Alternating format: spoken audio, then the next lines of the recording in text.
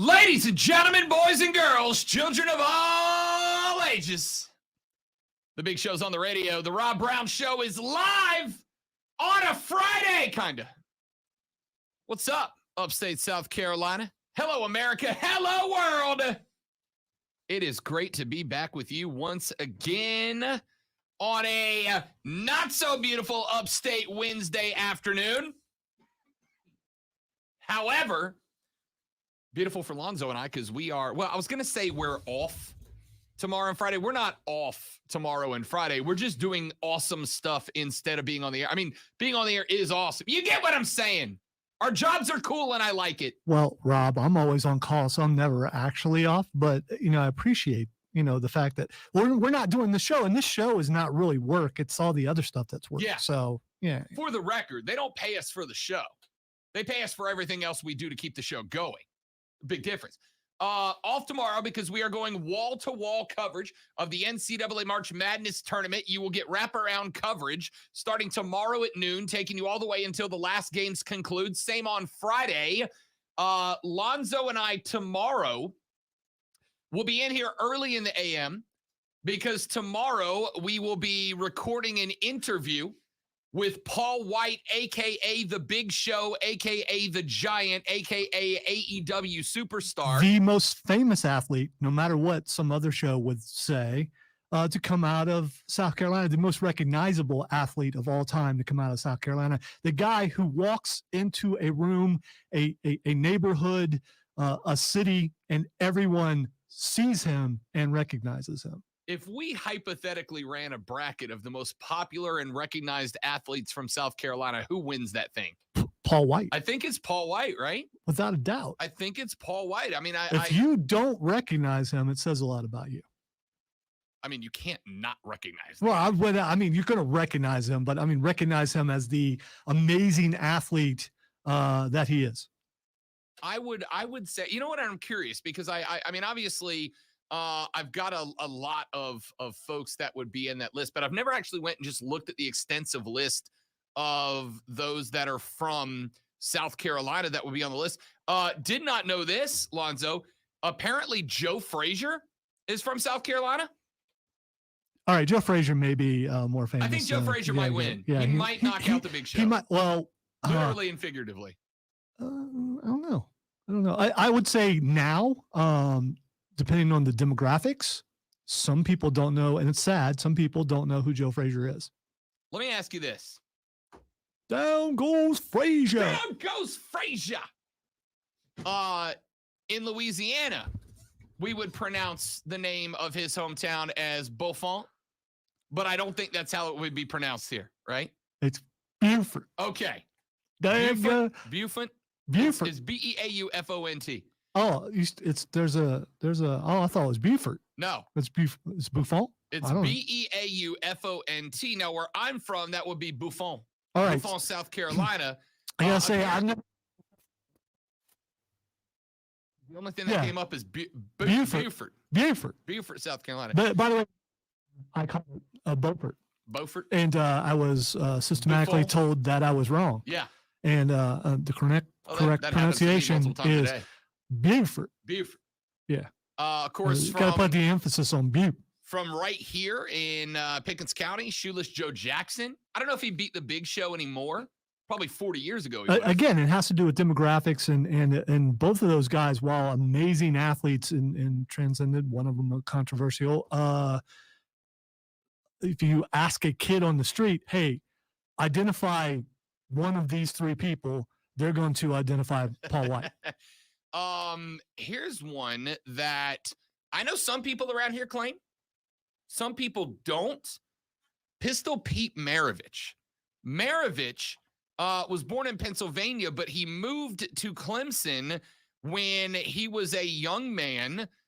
His dad did some coaching around the area before he went off to LSU. Does Clemson claim Pistol Pete Maravich the LSU basketball legend? You want me to speak for Clemson? Art Shell is from Charleston. Let's see who else is on this list. I think those are the most well-renowned. Cale Yarbrough from NASCAR. I don't think he's beaten Paul White though.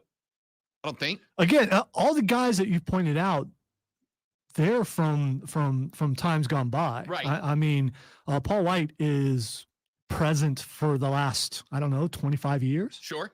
And those guys were done, How a about, long time ago. Based on the stories I've heard about him from around here, based on the stories I've heard about him as a player and a person, does South Carolina claim Kevin Garnett anymore? There are some. He left Malden, right? Yeah. There are some people who don't claim him, but it's Kevin Garnett. I mean, come on, you got to claim him. So out of all the guys you've named, that at least is a present name. Anything is possible. My favorite quotes. And he's sometimes angry. Let's see. Is he the one that sits across the bar and eyes that dude until he drinks water? I'm pretty sure it's Kevin Garnett. Kevin Garnett. If a glance was able to steal a soul, Kevin Garnett would be the Grim Reaper. Yeah, I'm pretty sure it's him. Mookie Wilson is from Bamberg, South Carolina. Yeah, Bamberg, Leesville area. Okay. Yeah. All right. Let's see. Anybody else I recognize? Wait, William the Refrigerator Perry is from here? I believe so. And well, he played at Clemson, so yeah. I believe he's from here. I don't know. Yeah, he was born in Aiken, South Carolina. Aiken, same place that Big Show was. There you go. Yeah, Aiken. So I think the Fridge would be on that list. See, Texter says Stanley Morgan and Benny Cunningham on the list. Again, Stanley Morgan and Benny Cunningham, older names. Sure. Even the Fridge would be considered an older name. Not wrong. Because when was the Fridge heyday? Back in the 80s. Fair enough. Let's see. Of the top 50, I think those are the only ones that I recognize. I'd say Paul White's Final Four. I don't know if he definitely wins, but I'd say he's Final Four. All right, ladies and gentlemen, it has been a busy couple of days in sports. We have to use this show to prepare for the entire weekend, including coming up in just a little while. Lonzo and I are going to give you our Final Fours. I've got a champion. You haven't filled out your bracket yet, have you, Lonzo? I have not. It's been. I planned on doing it. You know what? I was having trouble connecting to the site because I thought it wanted my Facebook, but it doesn't. You got to sign up on your own, right? So speaking of which, if you want to compete with us, and I will have mine up before we do it, how do they do that, Rob? Well, dear listeners and Lonzo, if you go to ESPN.com and up at the top of the main ESPN page, you are going to see ESPNupdate.com. No, it's ESPN.com for ESPN? Our bracket challenge. Oh, okay. Yeah, you got to go to the big site. It's all good. If you go to ESPN.com, right at the top, there's a black bar that lists the sports: NFL, NBA, MLB, NHL, NCAAF, and NCAAM. If you go to the NCAAMN, as in National Collegiate Athletics Association's men's basketball, and you hover over the drop down, there's a button that says Men's Tournament Challenge. You click on that, and you search for the Rob Brown Show Challenge. You search for the Rob Brown Show Challenge. Once you get to the Rob Brown Show Challenge, you are going to join that group with the password, all caps, TRBS. TRBS, the Rob Brown Show initials. You're going to join the group, the Rob Brown Challenge, with the password, all caps, TRBS. You are going to fill out your bracket. You are going to enter your bracket into that group for a chance to win. I looked yesterday. We have about tripled the amount of entries since we announced this at the end of the show yesterday. There is still plenty of time to get in. It is a private group only for listeners of the Rob Brown Show. So you go to the Men's Tournament Challenge on ESPN.com. You search the group Rob Brown Show Challenge, the Rob Brown Show Challenge. You enter the password, all caps, TRBS, and you enter your bracket. Any bracket that defeats both Lonzo and I, and at this pace, it might be easy to defeat Lonzo because he may not fill out a bracket. I'm going to do it, okay? I've been busy. Fill out your bracket. If your bracket defeats both Lonzo and I, you will get a shout out on this show by name. I will tell you when that's coming so you can tell all your friends, listen to me on the Rob Brown Show. I'm super cool, handsome, famous. If you are the number one overall bracket in our group, If you get the number 1 overall bracket, and by the way, if there is a tie for points, whoever gets closest to the final actual score of the championship game will be our winner. If you are the winner of the number 1 overall bracket, you are going to get a segment on this show to come on and discuss at length whatever you would like to talk about. That is not politics, that is not the adult hanky-panky, or that makes Lonzo spin around and hit the yellow dump button. Those are the 3 things in play, all right? So go to ESPN.com, join the Men's Tournament Challenge, search for the group, The Rob Brown Show Challenge, enter with the password TRBS, fill out your bracket. If you have the number 1 overall bracket, you will get a segment to come on the show and discuss anything you wish to come up with. Conspiracy theories. Is a hot dog a sandwich and does mayonnaise belong on it? Are UFOs real? Whatever. Wrestling. I've had like 4 people yesterday that are like, you guys are going to be adding a wrestling segment when I win. It's up to you, ladies and gentlemen. Wait. People don't want to. People turn off the radio when we talk wrestling. Only real men turn off the radio. The show for boys rides hard. All right. So it's your show for 1 segment. Yes, Roger. We can talk about what you say vapor trails, but they're actually chemtrails. I mean, you got to get the name right. No, they're vapor trails. So you could call them vapor trails if you want, but they're chemtrails. Thank you, Steven. See, Steven's on my side. You can come on and I will tolerate and not participate in your insane ramblings about chemtrails. If you get the number 1 bracket in the Rob Brown Show Bracket Challenge, the show becomes yours for a segment, ladies and gentlemen. So go to ESPN.com, enter the Rob Brown Show Bracket Challenge by going to the Men's Tournament Challenge and enter the Rob Brown Show as the group name. The password is all caps TRBS. Get yourself in, fill out the bracket, grab yourself a chance to win to become an official host of the Rob Brown Show for 1 segment. It's just that simple, folks. Just that simple. Lonzo and I later on will give you my final 4. Lonzo may or may not be done with the bracket at that point. He is working diligently as we speak. We'll see how we get there. All right.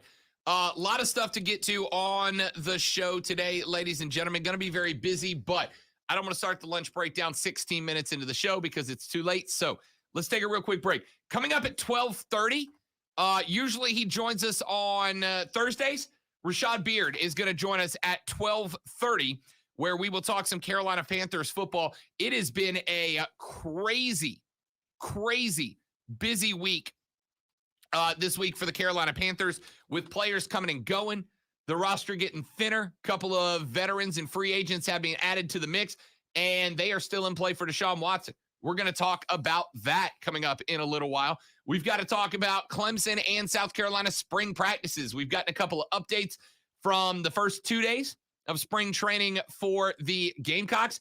Clemson's been at it for about 2 weeks now. We'll give you an update on them as we are rapidly approaching the spring game for the Clemson Tigers. We'll update you on that. A lot of NFL news and notes the last couple of days. Free agency is hot and heavy. I got some winners and losers in free agency for you coming up later on in the show. And, of course, we got to run through our bracket challenge first round.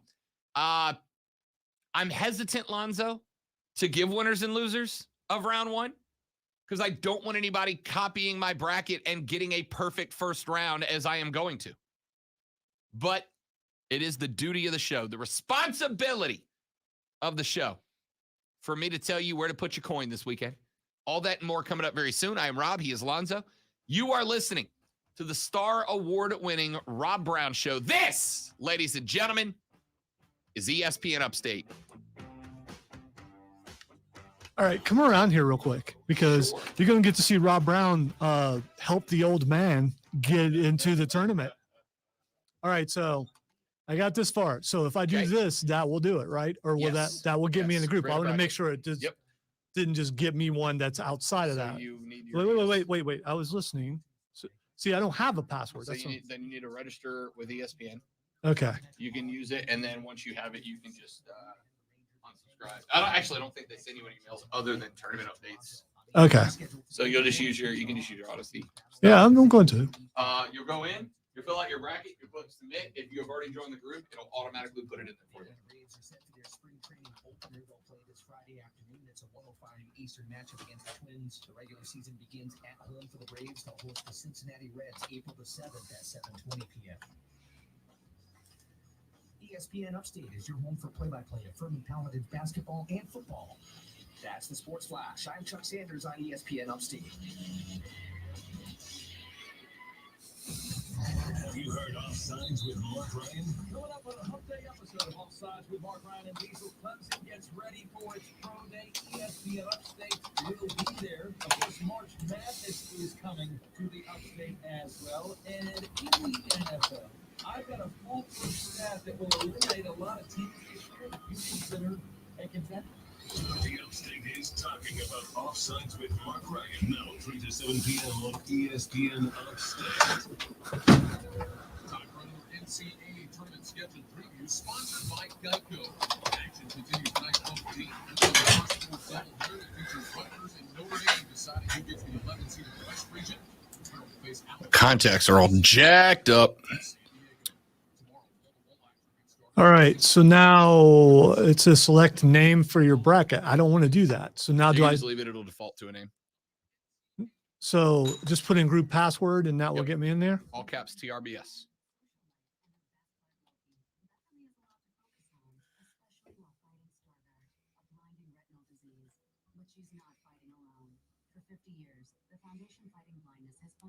Wow, look at all those people who have entered the contest.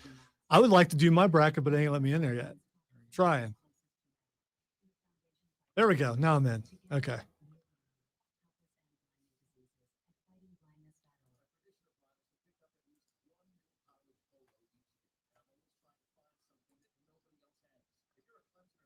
So the question is, will Lonzo just go all chalk so he can get it done? I did not. I had 5 or 6 upsets in the first round. A couple of them were low seed upsets. I will let you know. So far, it's looking very chalky.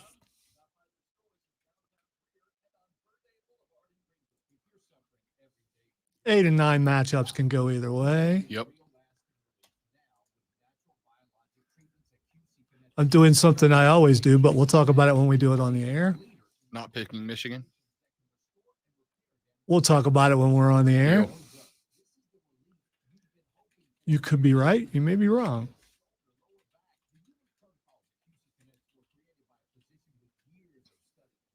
Somebody's bracket is named Pick Boogers, not Michigan. That is a great name. No wonder I couldn't use it. I assumed it was you, No, honestly. it was not me. We've been instructed to work on our branding. So, you know, I have to put my name on there. I mean, come on.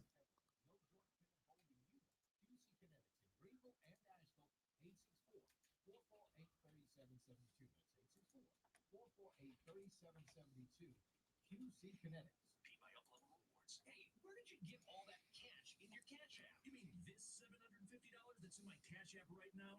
Yes, that's $750. Where did you get all that cash? Easy. I went to getcash54.com and claimed $750. You claimed $750. Yeah, just go to getcash54.com and follow the simple instructions on the site. I'm laughing at my picks. I'm taking this seriously, but still, I'm just laughing at how it just seems to be working out. Ooh, man, I hope that happens. That would be wicked.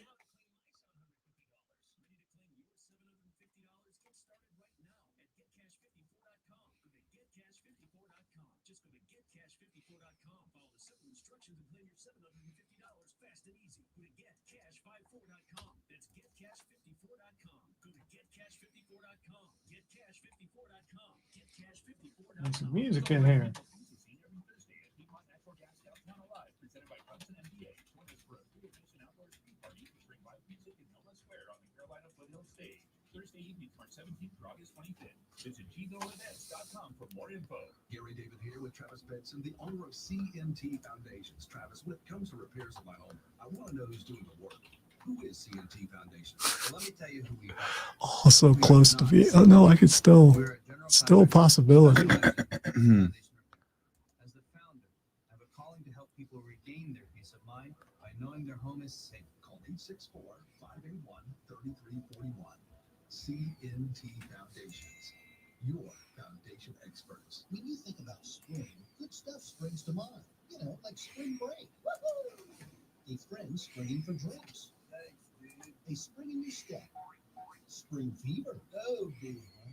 And best of all, spring Order pizza from the Mellow Mushroom Pizza Bakers. Yeah, baby. Experience the taste of spring with our amazing hand-tossed pies, spring fresh salads, and over 100 beers from around the world. Enjoy spring at the Mellow Mushroom on Augusta Street in Greenville's West End.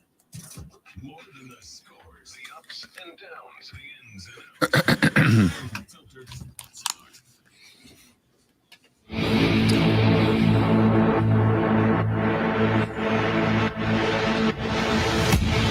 The Rob Brown Show back on your radio. This is ESPN Upstate. Hello, Upstate South Carolina. Hello, America. Hello, world. Great to be back with you. I am Rob Brown, the great one, Lonzo. Filling out his brackets in a panic on the other side of the glass. Oh, there's no panic. For the first time ever, I've been able to do something that I've never been able to do, and I'm pretty excited about all this. Chalk or all upsets? Oh no. Are we talking about it now? I mean, why not? What's your strategy? You don't have to tell us who you picked yet, but what is your strategy? Do you have a strategy for picking? Here's my strategy. Go Big Ten. That's my strategy. Just 9 Big Ten teams moving on. Well, there are 9.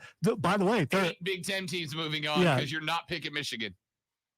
I'm not going to say that I'm not picking Michigan.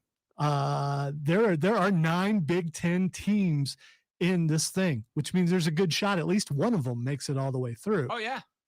I happen to know that our esteemed head of the South Carolina Broadcasters Association, some guy that we saw a little bit earlier today, very big fan of Iowa. Big fan of Iowa.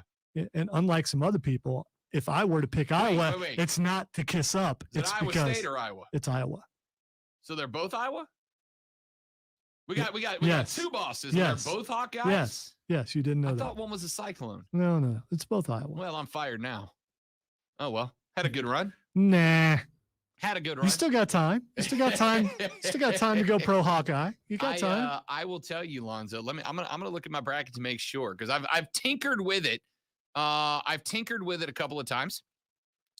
By the way, on this thing, should we go ahead and enter the Acura Tourney Challenge sweeps and the Allstate Tourney Challenge That's up sweepstakes? to you. If you want some additional spam emails, you can. But what if we were to win? I mean, if I were to win an Acura, I'd be all right with that. I'm not going to drive it. There it is. Yeah, I'm going to sell it and use the money to pay my car payment. Put some new decorations up in the studio. There you go. Lonzo, have no Big Ten teams in my Final Four. I'm going to go ahead and give you the spoiler alert on my Final Four. I have no Big Ten teams in my Final Four. 9 teams in the bracket. No Big Ten teams make it to the Final Four. So during the break, and you may say, wow, you didn't put any thought into what you did. During the break, I was able to sign up. This is how easy it is. I was able to sign up. And I needed a little bit. I was right there, but I needed assurance by Rob Brown. But I was able to do the entire thing, and I am down to picking a score. So that's how easy this thing is during a break, which is like 4 minutes long. That's it. So if you were thinking about, I want to sign up for this, but it's going to take a while. It won't take that long. It won't. Just jump in there. It takes like 3 minutes to get signed up. Yeah. I know Rashad is in the green room. Rashad could jump in there if he wanted to. Rashad's in the green room. Absolutely could. He's in the green room. That's right. I like it. We ain't gonna swap. No. Still the green room. We got the bracket challenge up. Let's see. College basketball, they can't score worth nothing. So I need to pick it's because of defense. I need to pick a good score here. So you are such a hater, man. Because they don't get to $130 and have Cat and Kyrie dropping 60 on folks they can't score. The true basketball athletes are in the NBA. I would make the argument the NBA can't play defense. Well, it's real easy to play. That's true. I just need an argument. It's really easy to play defense when the other team can't shoot. It makes you look really good. when you're going down missing layups, when all you're doing is chucking up threes, and if they don't hit, well, then the score is really low, and that's all right. So I have picked my score, a low one, by the way, and I have now submitted. So that's how easy it is. Look at that. That's it even shows who you picked, and it's got some confetti on it. So who'd you pick? Boss would be happy. You picked Iowa to win? I was going to pick Iowa all along. Really? I will tell you. It's not a bad team. Big Ten representing for me. I was not the Big Ten. In fact, I've got Iowa. I think I've got Iowa in the Elite Eight, I think. And that's a good squad. They came into the tournament very, very hot, playing really good basketball late in the season, which is all you're asking for. They're I read it the other day, one of the top 4 or 5 teams in economic efficiency on the offensive side of the basketball. I watched Iowa the other day in their last regular season game and in the Big Ten tournament. I'm going to tell you right now, Keegan Murray is a guy nobody's talking about, but everybody should be. Dude's putting in 24 buckets a game or 24 points a game. Keegan Murray should be a player of the year candidate. Kid's a stud. He is a matchup problem because he's got decent size, but point guard strength and speed. He's got good handles, but he's lights out from deep. I was a good team, and they have good size on the back end too. I was a dangerous team. I'm not mad if you've got them in the Final Four. I just want to point out, and I'm going to use he who shall not be named because I don't care, and that would be Mark Ryan. In a meeting we were at earlier, he's throwing out to the boss, hey, guess who I've got? You know what, boss? I'm a Big Ten guy. You know I'm a Big Ten guy, so I picked the Big Ten team. No fake brownie points from me. Go Big Ten. Ladies and gentlemen, Kansas is beating Iowa. All right. At the risk of my job, Kansas is beating Iowa. In fact, Kansas is a good team. That's 2. That's 2. Does the other one count that I still didn't put? Let's go ahead and make it 3. I'm gonna self-report. Unless I just choke by the I'm gonna end of the day. self-report, but 3 for the week is not bad, especially since this is our last day this week. Kansas is a very good team. I think Kansas beats Iowa. I like Iowa. Like I said, Keegan Murray is probably my favorite player that nobody knows about in the country right now. And Iowa has one of the best balanced offenses in all of basketball. They do not rely on the 3 any more than they rely on the mid-range jumper, any more than they rely on the high percentage shots inside. They can beat you from it. There's a lot of teams that a lot of people have picked in the Final Four that live and die based on either inside or outside shots, and that's what they got. A lot of teams that if they come up against a defense that is particularly suited to take away the one thing that they do, they could lose the game. I was not one of those teams. That's a balanced basketball team. They look good in the Big Ten tournament too.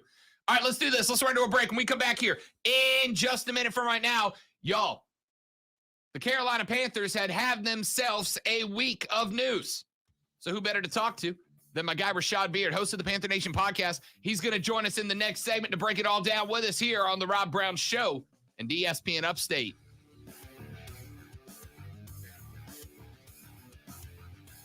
All right. Rashad, what's up, fellas? What's going on? Who's your Final Four, buddy? Who you got? I don't even know, man. I haven't even take a look at the brackets yet. It's too much going on this week. I was going to say, you've been a little bit busy, huh? Yeah, it's a lot going on, man. But I'm always rolling with Duke, so. I appreciate you coming on, fella. I appreciate you last minute changing. I forgot to, I meant to tell you earlier in the week, and I apologize, but I'm glad you made some time. It's all good. Thank you. It's all good. All good.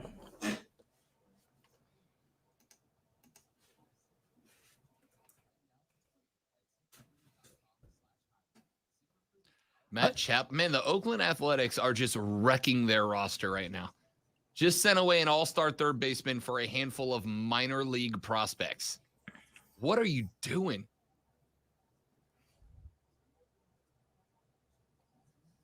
So I saw Jimmy Garoppolo was trending, but it doesn't look like there's been any movement. They're just waiting. Jimmy goes wherever Deshaun doesn't, basically, at this point. Pretty much. What about Baker Mayfield? Does he stay in Cleveland? Bro, Baker got all up in his feelings last night. Can you blame him? I don't blame him. I don't blame him at all. I'd be pissed too. Yeah, whoever does not get Deshaun is gonna go on some serious damage control, man. Yeah, it's whoever doesn't get Deshaun, it's gonna be Jimmy and Jameis that goes to the other two.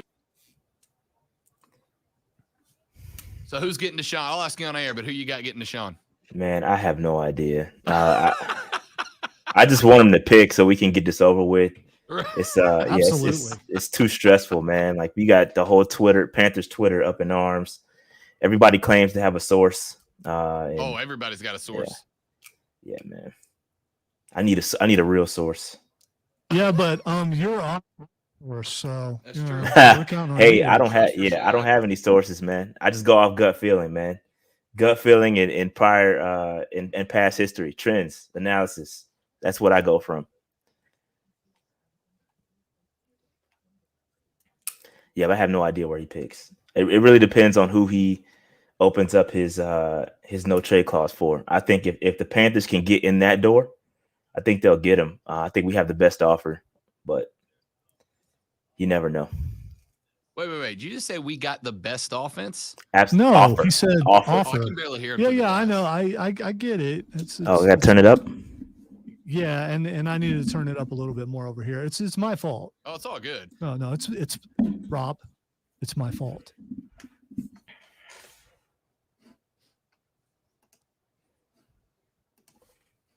So do you buy, Rashad, and this is all stuff I'm going to ask you on air too, Mm-hmm. but do you buy the notion that, So this is stream exclusive. yeah, this is stream exclusive. Yeah, there you go. Do you buy the notion that Christian McCaffrey is a no trade option if that's what it takes to get Deshaun?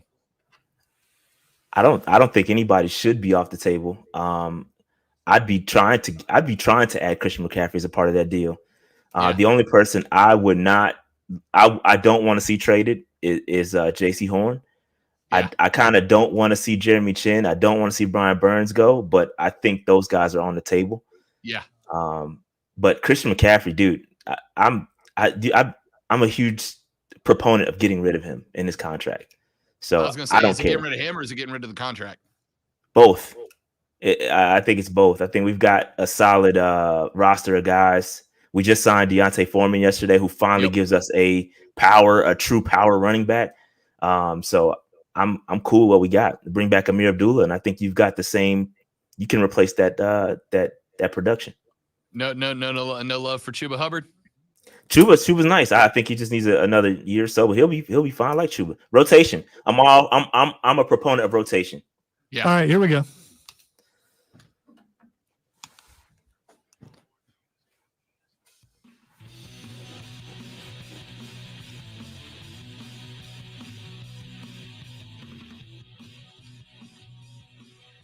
Here we go, kids. The Rob Brown Show's back on your radio. It's ESPN Upstate.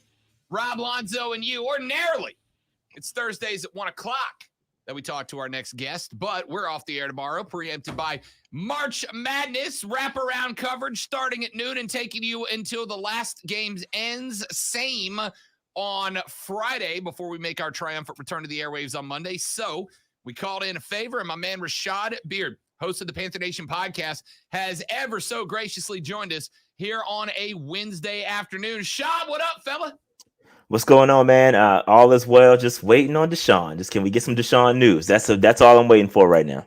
So we had, starting Monday, all day yesterday, starting off hot this morning, free agency has been a circus the last couple of days. And Sure. Carolina, we're going to come to Deshaun, obviously, here in a minute. But Carolina has had a lot of moves. Morgan Fox sent out earlier in the week, released. There have been some names that I was not super thrilled for the Panthers to see allowed to explore free agency. I've used this terrible analogy in the past, Rashad, but if you are the dorky, nerdy kid and the prom queen says yes to a date, you don't go, but it's cool if you want to go talk to the quarterback of the football team, right? You lock that down, Rashad, while you got the chance. And it kind of feels like Charlotte just opened the door, which on top of the problems that you get from a depletion of talent, I said on Twitter the other day, don't try to convince me Charlotte's going to be able to put together an argument for top-tier free agents when the top-tier free agents that are there don't want to stay. Yeah. This is a really complicated and layered situation here because you have to allow some folks to walk in order to free up the space in order to make a run at Deshaun, right? We have a ton of free agents waiting on Deshaun to make a decision. You're gonna see the pillars start to fall once Deshaun makes a decision on where he's going. So I get it. I get that you're trying to. The problem with that is you're taking a calculated risk, because if you don't land him, you let some guys walk out the building. Some of them are waiting, like Dante Jackson. We have not seen what happens with Dante Jackson. He's still a free agent, has not signed anywhere yet, so you could still retain him. But at the end of the day, you have to. They're playing their cards. They're playing. I don't know. They're playing blackjack right now. They got their cards on the table, right? And they're all in on Deshaun Watson. And if they can get Deshaun Watson, I think you'll see some cards start to fall. But some sacrifices had to be made, and that's a part of the game. So I agree with that, right? And the comparison that I made, I caught some flack earlier this week when the Braves let Freddie Freeman effectively walk as a free agent. They signed Matt Olson. They traded for Matt Olson. They just signed him to an 8-year contract. So they got their Gold Glove All-Star first baseman locked up. And what I said about that situation was there comes a point where the price that you pay for waiting on a superstar, if that superstar goes somewhere else, is of more detriment than the value of them signing, right? And Deshaun's a game changer, no doubt about it. The Braves got to a point where they were watching every other veteran first baseman come off the market one after the next. They had the opportunity to make a trade for a Gold Glove All-Star, and they went ahead and did it. The fans a little upset that Freddie's gone, but the worst part would have been if they didn't trade for Olson. Freddie decides, I'm going to go to the Dodgers for more money. Now you don't have a first baseman, and you let a Gold Glover walk away. Is there a point, Rashad Beard, where the transactions being made, or maybe more importantly, not made by the Panthers while waiting for Deshaun, become more detrimental than the value you get if Deshaun ultimately does end up in Charlotte? I don't know, man. It's so tough. It's so tough because if he does choose, there's going to be a windfall of guys that come with him, and I think that could outweigh it. You're talking about guys like Teron Armstead, who is waiting, I believe, on the Deshaun Watson situation. There's a bunch of guys, so I don't know, man. It's not like we're sitting back not doing anything, right? Because we were able to get Deontay Foreman, we were able to get Austin Corbett, Xavier Woods, we were able to re-sign Marquise Haynes, which was a bit of surprise. So it's not like we're sitting back not doing anything. But at the same time, you got to play the game. It's a calculated risk. One that if they land Deshaun, I think will pay off because you'll get a windfall of guys that are willing to come here to play with Deshaun. So I don't know. It's tough. It's tough, man, because we're gonna look bad if he doesn't choose Carolina. It's gonna be a tough situation. It's interesting. The good news, and I think you just kind of hit on it, is that, unlike in baseball, Deshaun's the kind of guy that just by being there attracts free agents. So your free agent class actually looks better if Deshaun picks you. Now, that being said, we think we got a pretty good idea on who else is in on the Deshaun Watson sweepstakes. You got the New Orleans Saints and the Atlanta Falcons. So effectively, everybody in the NFC South that doesn't have Tom Brady is in for Deshaun. Cleveland is in for Deshaun right now. And we saw Baker Mayfield's post last night. He got all up in his feels on social media after they found out that the Browns brass went down to meet him. Remember, the Browns just let go of Jarvis Landry. So one of the biggest weapons they had is now out of Cleveland, which I don't think helps their argument any. Rashad Beard, you're the GM of the Panthers. I'm Deshaun Watson. Convince me to come to Carolina as opposed to the New Orleans Saints, the Atlanta Falcons, the Cleveland Browns, and maybe the Colts. That's what makes it so tough. Because as an owner, David Tepper has the situation. We're not the best situation for Deshaun, right, on paper. But if I were to make a play, I would say, hey, look, man, we're keeping Christian McCaffrey. We've got Christian McCaffrey we're going to do everything in our anything possible to make him ensure that he's healthy next year, right? You got DJ Moore. We've got a plethora of weapons for offense. We've got a young Terrace Marshall. We went out and got Austin Corbett for you, who is a Super Bowl caliber guard, right? We have Moton. We have a solid offensive line that we're building. So we're looking to plug you into this offense. You are the last piece we need to make this offense work. And I'll say this, if I'll give you this power, and I believe this is what's told to him, that if our coaching situation is not up to your standard, I will allow you to have input on the next head coach. I think that's important. That's the situation that is tough for the Carolina Panthers because, again, we don't have the best situation for Deshaun right now. The Saints have a better culture. They have a better roster. The Browns, depending on what they're giving up, I don't think their situation offensively is much better than ours, but defensively, they've got some pieces, right? So it's kind of that, what are you looking for? The Carolina Panthers just need to get in that door to allow Deshaun Watson to waive that no trade clause. If they can get through that door and he chooses us to be one of the options, the Carolina Panthers have the best offer to the Houston Texans. There's nobody else out there that can offer what we have, right? We have young guys, young, talented defensive guys. We got a top 10 pick, a future potential top 10 pick, because we're probably not going to be that good this year. So we have the best package that we can put together. It's just a matter of, is he going to look past what we did with Cam? Is he going to look past all these other situations and waive that no trade clause? That's what we have to get past. And that's my biggest concern right now with Deshaun.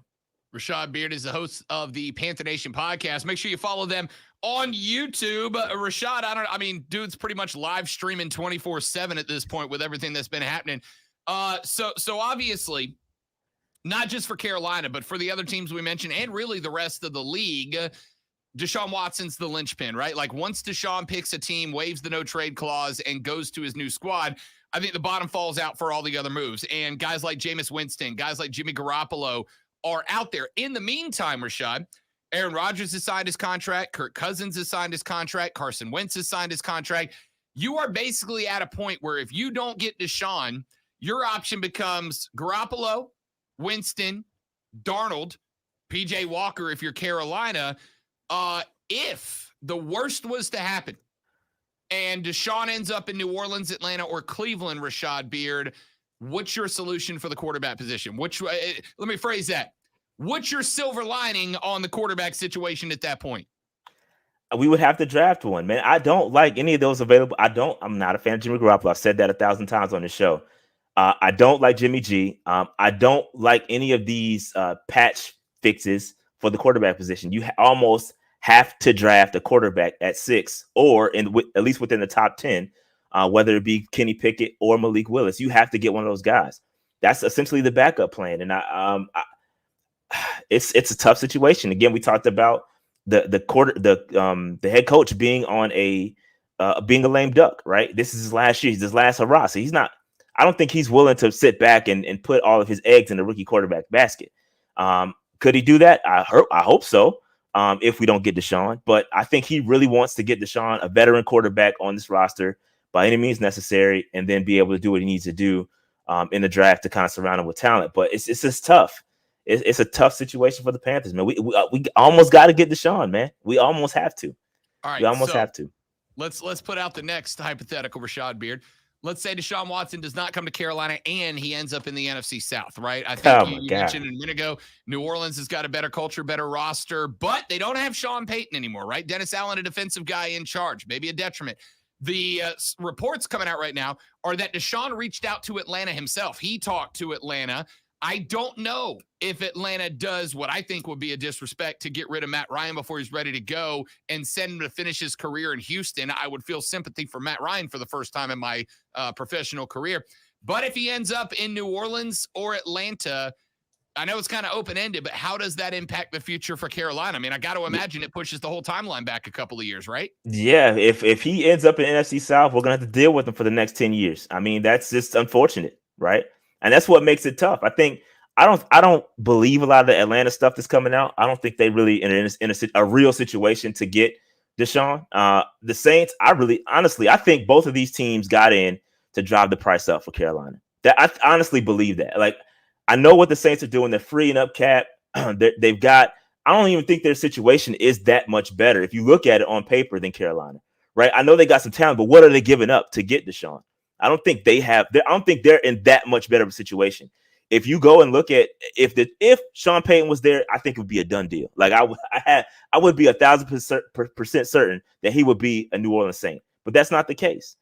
They've got question marks. What are you giving up to get him? And how is that going to impact their cap? You know, I know this continues to restructure guys that were like 80 million over the cap. Now they're 4 million under it. They still got work to do because you have to have the $35 million available right now to get them first. And then you can restructure at that point. The Carolina Panthers are the only team that are close to that amount. We are like 32 million under the cap. We are the only team that has that available cap space to get him. Obviously, people can free up teams can free up that space quickly. But I'm saying is we are the only team prepared to take on that amount of money and then hopefully restructure. So I don't know. I don't know if I believe all the reports out there. Again, everybody has a source. There's guys out here I've never even heard of tweeting and getting retweeted. Now they all of a sudden have sources. I don't believe none of it. Honestly, I don't believe any of it. I put my head down. I'm just kind of rolling with what I see and just use your common sense. So I do think the Browns are an option. I really think the Carolina Panthers are an option.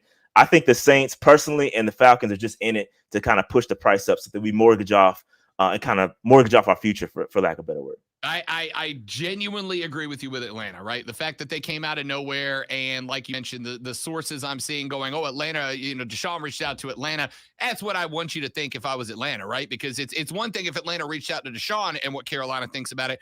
It's another thing if they believe Deshaun has interest in Atlanta. Now you got to make a bigger offer to him and to the Texans to get him there.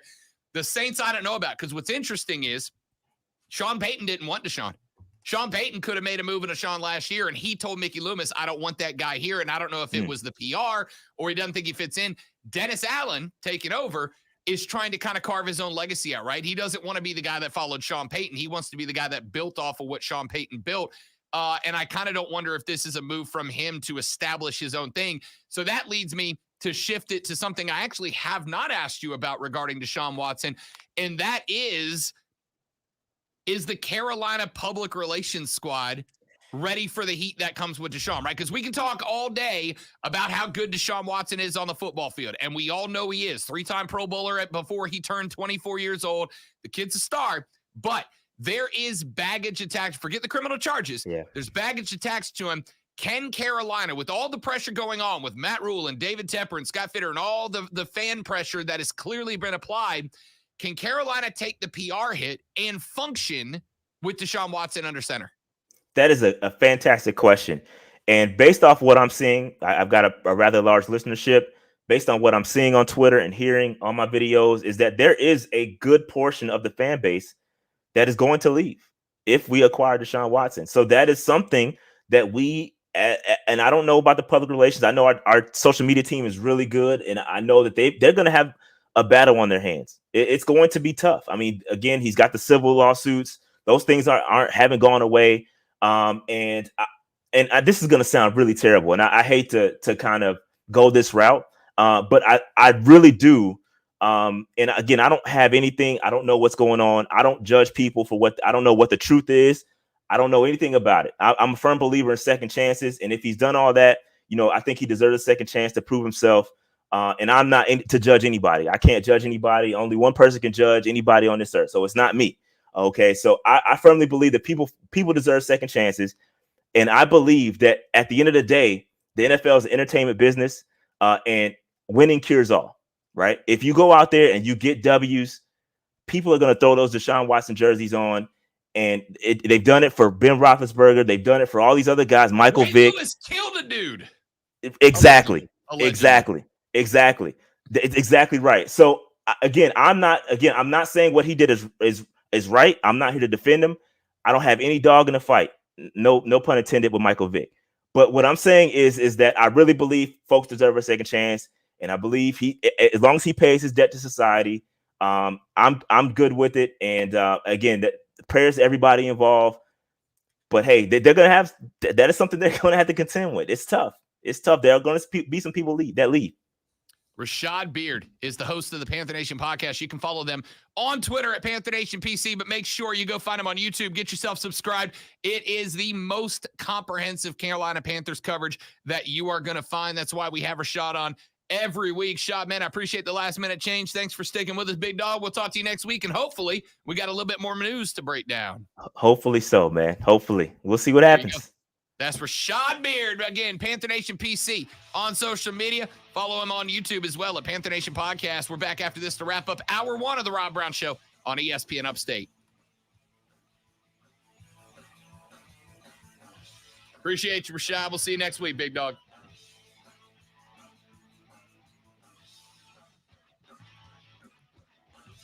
Say about my friends at Harley Davidson of Greenville, ladies and gentlemen. When I moved here to the upstate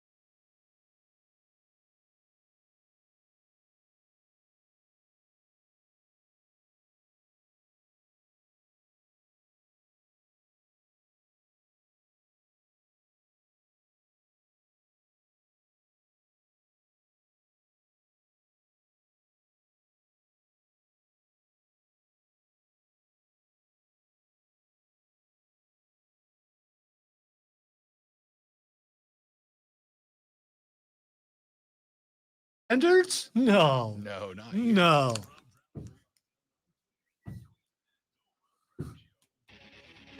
That one. 1 hour in the books, just like that, ladies and gentlemen. When you have the best sports talk radio show in South Carolina, it's just that easy. I'm Rob. He is Lonzo. Thanks for hanging out with us. Streams up for you. Facebook.com/ESPN Upstate. Twitter.com/ESPN Upstate. Or if you got one of them there smart TVs, grab the YouTube app, search The Rob Brown Show, and every day from noon to 3, Lonzo and I go live. Not only do you get to see what the show looks like behind the scenes, but we have exclusive off-the-air content that you can only get by watching the stream. So make sure you go to Facebook.com/ESPN Upstate, Twitter.com/ESPN Upstate, or search The Rob Brown Show on YouTube. You can also go to our website, ESPNUpstate.com, where we got fresh content for you on the reg, including a column that I put up yesterday afternoon about why Scott Hall, Razor Ramon, not only was the coolest wrestler of all time, but the life lessons that I took out of watching him play the character of Razor Ramon. It might sound lame, but it's good. Go to ESPNUpstate.com to read that. We're back after this for hour 2 on the Rob Brown Show on ESPN Upstate.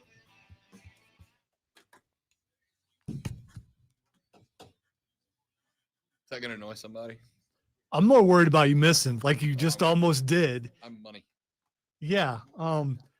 You missed the wrong way. Well, where it was heading was towards the glass, and that's just not something I want to deal with.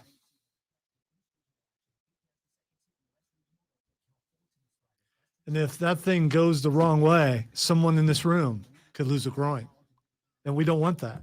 The worst injury so far reserved exclusively to Finnish cross-country skiers. However, the danger is out there. Yes. That may have been the best joke payoff that we've ever had on the show. We've had some good ones, but the payoff of a athlete genuinely nearly losing his groin after you made that reference might be the best joke turned payoff that we have ever heard. Incredible. Gotta watch some cold temperatures. I'm telling you. If I ever had thoughts about becoming a cross-country skier, and for the record, I did not, that would have stopped those dreams. No right there. one, no one would have guessed that you would never be a cross-country skier.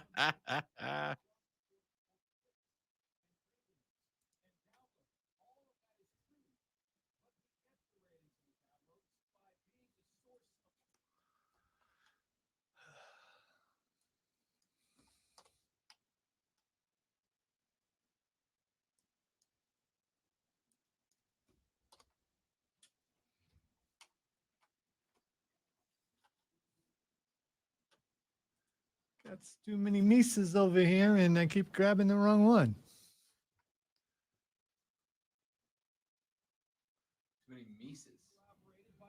It's the plural of the mouse there. I have breaking news when we come back. Let me make sure I grab the right Mies. Yep. Also, by the way, happy Stone Cold Day. It is 3/16. It's also Raven's birthday. That's right. Is she listening? No. Okay.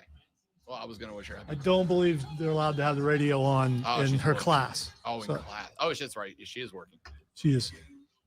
I believe she has infants today. Well, please tell her I said happy birthday. I will do My that. bowling buddy.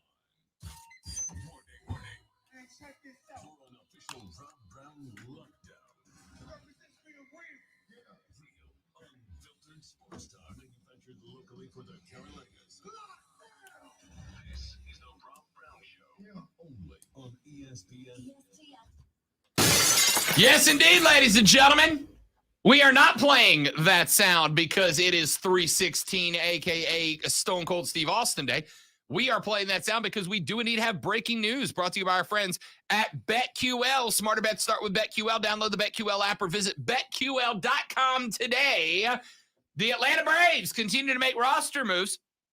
They have just re-signed NLCS MVP Eddie Rosario to a 2-year, $18 million deal. Announced that just a little while ago. The Braves last year acquired Rosario from Cleveland before the trading deadline. He would end up to go on and hit 271 with 13 extra base hits, including 7 home runs during the back half of the regular season. But in the postseason, Eddie Rosario had ice water in the veins. In the NLCS, en route to being named MVP of the series, Eddie Rosario went 560, 3 home runs, 9 RBIs in that series. Overall, in the 16 playoff games between the Braves entering the postseason and winning the World Series, Rosario went 383 with 7 extra base hits to help the Braves win that title. He also had an 11-game hitting streak in the postseason, tied for 3rd longest in Braves playoff history. On his career thus far, Rosario has a 275 average with 133 home runs and 450 ribbies. That is big for Atlanta. Again, remember, the whole thing about Freddie Freeman not getting re-signed for the Braves, what did I tell you? It's a good thing for Atlanta. It hurts emotionally because Freddie Freeman has been the face of that franchise for almost a decade and a half at this point. But with a capital B, the Braves upgraded at first base. It may hurt to say out loud because we love Freddie. You never like to say bad things about your fam, but it's an upgrade, right? Matt Olson's 27. He comes cheaper, about $80 million worth of cheaper than Freddie Freeman. You got him locked up on an 8-year deal, which means you're sticking him in Atlanta until he's, 34 years old, which is effectively the age that Freddie Freeman is now. Guy puts up very similar, almost identical numbers at the dish. He is a Gold Glove caliber first baseman, so you upgraded the defense. But what did I tell you was the biggest thing about this deal for Atlanta? It frees up money elsewhere. It frees up money to put elsewhere. It frees up money to invest in that outfield. We talked about Ronnie Acuna. We know that in the infield, you got guys like Ozzie Albies. You got Austin Riley at 3rd. This is a move that became available because you freed up Freddie Freeman money. And the Braves have just added a big bat, a clutch bat, by the way. One of the things the Braves, I thought, were missing going into the postseason, because remember, Freddie Freeman went into a slump going into and through the first couple of rounds of the playoffs. Freddie Freeman was not a great bat early in the playoffs for the Bravos. Eddie Rosario was. Rosario was a big, consistent bat. He came up with some big hits in some clutch situations, including it absolutely smoking the baseball in the NLCS. The Dodgers couldn't put anybody on the hill that could get Eddie Rosario out. Guy was a stud. And now you sign Rosario. You got him locked up. Your outfield is now secure for a couple more years. That's big for Atlanta. And that is a move that became possible courtesy of letting Freddie Freeman walk. Freddie wanted Dodgers money. The Braves didn't have it. Now, the extra money on top of Matt Olson's contract that would have been Freddie Freeman Dodgers money goes into Eddie Rosario. I saw earlier, the Braves have like 6 of their 9 regular opening day starters locked up till like 2025, 26. I think Ronnie's locked in till 2026. Ozzie till 2025. The Braves made a smart move with Freddie Freeman. I am still seeing Braves fans on social media that are like, oh, no, Freddie, the Braves, the Braves screwed up. No, they didn't. They didn't. It hurts you as a fan because you're analyzing sports from an emotional perspective. And look, we're human beings. We're all going to do it. Sometimes every one of us has got to get a little metaphorical slap to the face and go, hey, you're thinking with your heart, not your head. Every dude has been told you're thinking with the wrong body part, right? Sometimes you just got to get slapped across the face with reality, and it's got to be pointed out to you that you are thinking out of emotion. Braves fans that are still upset that Freddie Freeman is gone are thinking with their emotions. They're thinking with their heart, not their head. This move got made available, which secures up the Braves outfield and a big bat, a clutch bat, if he stays consistent, which I have no reason to believe that he won't. But it shores up the outfield with a clutch bat that you can rely on in the postseason. I think the Braves are a postseason team next year, right? Again, you didn't lose anything with Freddie going. Not at the Dish anyway. So they're a postseason team. I don't know if they're a World Series team again. We'll see if they can stock up and add a couple of back-end guys to the rotation. That'll be a big help. But if you make it to the postseason again, you've got a big bat in the lineup again with Eddie Rosario in a move that was made available by letting Freddie Freeman walk. It stings. I am not disagreeing with that, but it was the right move, and this is why. We have now just had it illustrated to us. So, if you missed it, breaking news brought to you by BetQL. The Atlanta Braves re-signed outfielder Eddie Rosario to a 2-year, $18 million contract, which includes a team option for the 2024 season. That's big. It's big for Atlanta. Speaking of Major League Baseball, 2 potential ideas coming down the pipe. Number 1, and this I like. This I like. We don't see it happen all the time, but this I like. The All-Star Game for Major League Baseball. It is probably the last All-Star Game standing that people care about. I mean that. We rolled up in here the Monday after the Pro Bowl, and basically the text line was nothing but jokes about the Pro Bowl. How many of y'all watched the NHL All-Star Game? It's not even an NHL All-Star Game anymore. It's like several NHL All-Star exhibitions and a skills contest. How many people watched the NBA All-Star Game? I love the NBA. I didn't watch the NBA All-Star Game. In fact, not only did I not watch it, I forgot that it was on this year, right? And I'm an NBA guy, an NBA fan. And I forgot the NBA All-Star Game was on. The only All-Star Game that people seem to still care about is the MLB All-Star Game. And that is only because, Lonzo, it is the only All-Star Game where the players actually play the sport competitively, right? The NBA All-Star Game is not competitive. You get like a final score of 180 to 179. The NHL All-Star Game, those guys play, but it's not a hockey game. It's like 4 mini hockey exhibitions. Yeah, it's hard to not play baseball unless you're like throwing softballs or something. Yeah. That game's competitive. I would say that, and one day, fingers crossed, the MLS All-Star Game will get there, right? The MLS All-Star Game is still there because they have the MLS All-Stars and they actually play soccer against another soccer team. It's not like East versus West. They just have the MLS All-Stars and they play Dynamo or Los Chicos or whoever they play. Which is interesting, but it's not a mid-tier, it's not a major tier sport yet. The MLB All-Star Game is. But at the same time, the guys that play baseball don't want the All-Star Game to go 15 innings. Right? Nobody wants to exhaust pitchers in the All-Star Game. Nobody wants position guys to start pitching. So, is this a good idea from Major League Baseball?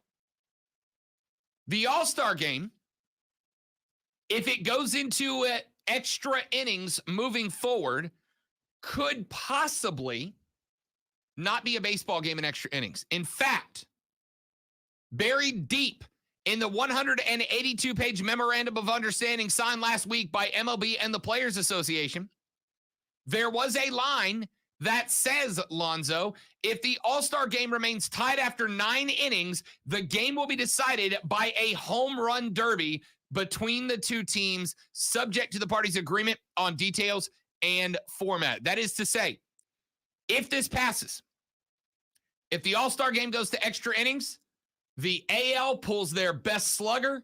The NL pulls their best slugger. They go to the dish in a home run derby, winner take all. I'm in, Zo. See, I thought you wouldn't like that because you don't like the shootout in soccer. So it's kind of the same thing, isn't it? It is, but this is an All-Star Game.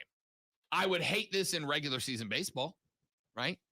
I would hate this in regular season baseball. In the All-Star Game, I'm fine with it because I understand. Now, if we were still in the days that the winner of the All-Star Game got home field advantage in the World Series, I'd have a huge problem with it. But the All-Star Game, the outcome of the All-Star Game doesn't dictate anything. You know what this would do? This would get me to watch at least the last couple innings of the All-Star Game, knowing and hoping that there's a possibility that there's a tie. But would you worry about them shooting for a tie just so they could do this? I doubt it. I just don't think they will play as hard for a win, right? Like, I don't think we're going to get to the bottom of the ninth and the AL pitcher is told, go ahead and let one score so we can get out of here early and make it home for a rerun of 90210. I think that guys will still play for a win, but they're also going to be cool with, let's not add another hour onto the game by playing 6 extra. Let's not exhaust the closing pitchers from both teams by asking them to do 3 innings instead of 1. Let's not screw up increase the possibility of injury by having to pull reserve position players who, by the way, everybody on the All-Star roster plays in the game. So by the time you get to the bottom of the ninth and it's a tie, you're out of reserve players. Everybody has already been in and most checked out of the game at that point. I would hate this if the All-Star game still dictated who got home field in the World Series. It does not. And I would hate this if it was adopted for the regular season. But it has not been. It's just for an exhibition game of which the outcome has 0 impact on the season. So I am down for anything, though, that increases entertainment, but not at the cost of integrity to the game. This increases entertainment at the end of a tied All-Star game and has no impact on the integrity of the game as a whole. I'm for it. I'm for it. If the NBA did away with its All-Star game and instead we did like a weekend-long skills competition, we brought back the actual dunk contest as opposed to the boat show that it has become. I'm curious about one thing, though, because this is all always centered around TV. What does TV think about having the home run derby? Because as far as trying to be out at a certain time, you can play your next program, all that kind of stuff. Right? Right. The only thing that threatens getting out of your TV window is extra innings. Because not only do you not know how long an extra inning is going to take, but you don't know how many of them there are going to be. We can see this home run 15th, 16th innings. So this home run derby there'll be a certain amount of numbers, and we don't know yet. The format's not worked out because it's still a hypothetical. Because that will definitely have to factor in if they're looking at time wise, and I don't know who has the All-Star game this year, but if that's their priority, right? Yeah. Then you structure it. The AL sends out their champion. The NL sends out their champion. We do 1 round of 10 outs. Whoever hits the most dingers wins. Real simple. Or you even shorten it down. We do 1 round. You get 3 outs to hit as many home runs as you can. Your pitcher pitches. You get 3 outs. You might have somebody win a home run derby with 2 home runs. It's going to speed it up. But I promise you, the tweet, Lonzo, Major League Baseball's All-Star game headed to the 11th inning. Tune in to Fox now. Will not generate as much interest as Fernando Tatis and Ronnie Acuna Jr. are going to the plate to represent the NL in a home run derby. Winner takes all in the All-Star game. Tune in now. That's getting you more clicks. I guarantee it. Oh, I agree. Absolutely. So that's it. Again, exhibition game. It has no impact on the integrity of the game. It has no impact on the integrity of postseason. None of that.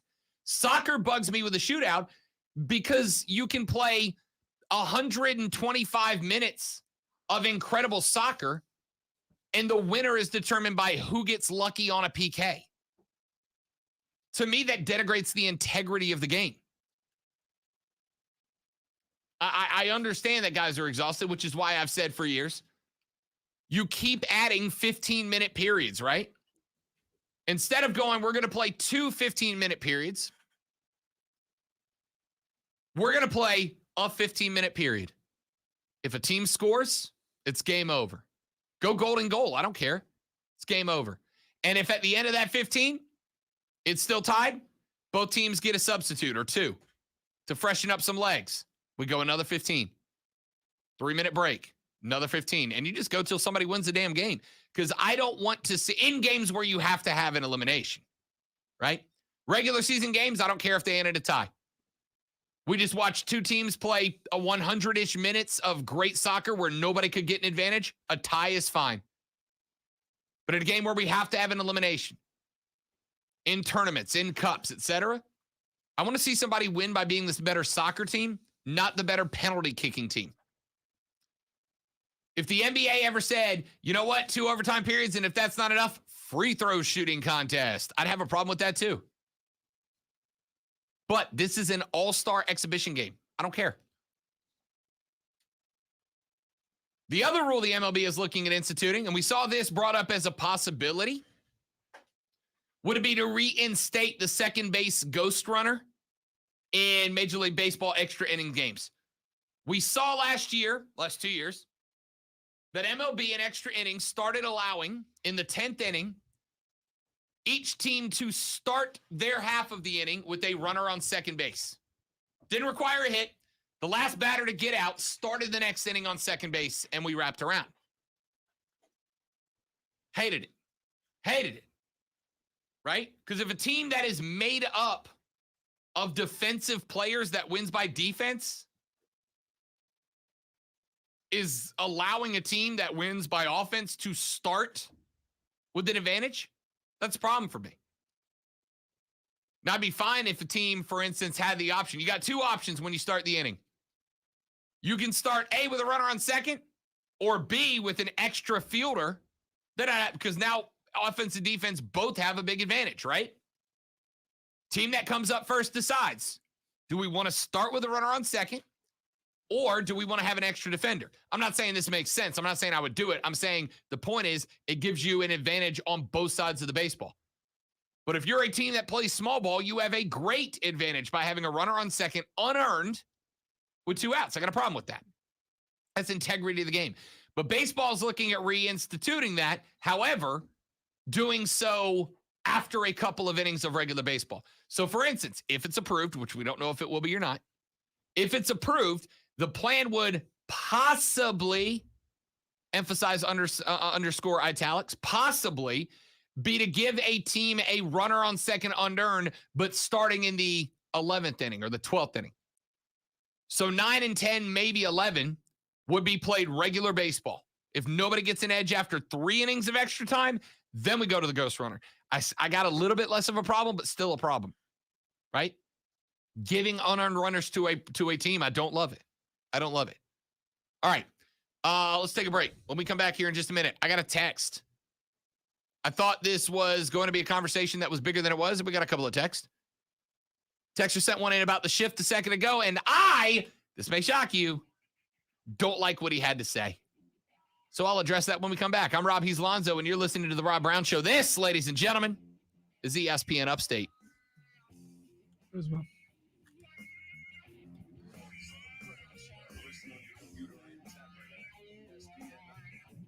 Say about my friends at Prisma Health, ladies and gentlemen. Prisma Health, the official healthcare provider of the Tigers of Clemson and the Gamecocks of South Carolina. Rob, why are you telling me about Prisma Health? Good question, hypothetical listener I just made up for this situation. It is because that's who I trust with my healthcare here in the Upstate. That's who I trust. Why? Because when I needed to find a doctor for my regular checkups, when I needed to find my doctor, when I have other health issues going on, and I do because I'm broken and terrible genetics and all that, I wanted to make sure that I knew that I was going to have a doctor I could trust. And with thousands of medical professionals within their system, I was able to do that. I wanted to make sure that they were easily accessible and convenient to me. And with locations scattered around the Upstate, they are. I wanted to make sure that my healthcare providers had not only the most up-to-date information, but the most up-to-date technology in the medical field so that I would be as taken care of as possible.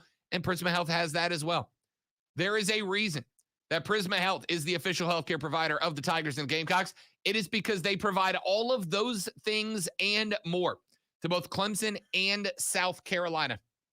When those two athletic departments have an athlete that is in need of medical attention, they turn to Prisma for those exact reasons. And that same healthcare quality treatment can be provided to you. And all you got to do to learn more about it is go to prismahealth.org. Prismahealth.org. You can find a doctor. You can find a location. You can set up an appointment with a specialist, whatever you need to do. Go to prismahealth.org to learn more. It's our friends at Prisma Health right here in the Upstate.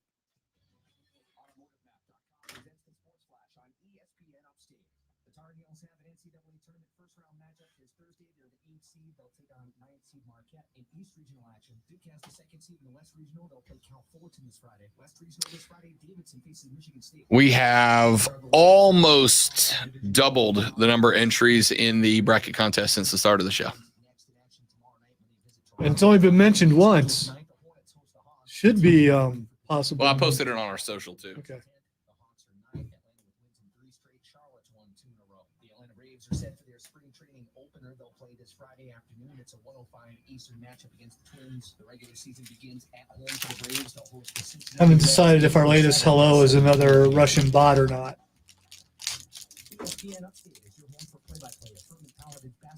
I like the name. It's a cool name. Could just be a gamer. Exactly.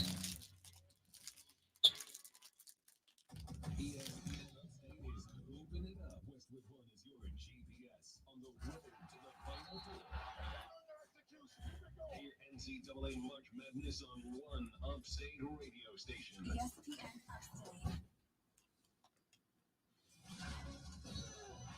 I'm Michael Jenkins, helping you beat the books with Bet 2 out. Bryant and Wright State battle for the 16th seed and a matchup against Arizona. Both teams have above-average offenses and future defenses.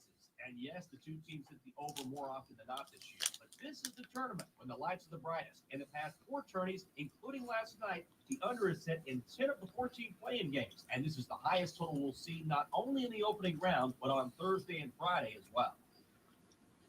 You're the one everyone looks to for answers. Come rain or shine, the job must get done, and you're the one who makes it happen.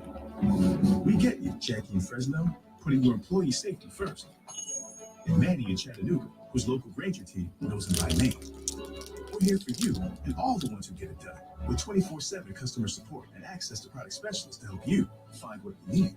Call clickgranger.com or just stop by. Granger, for the ones who get it done.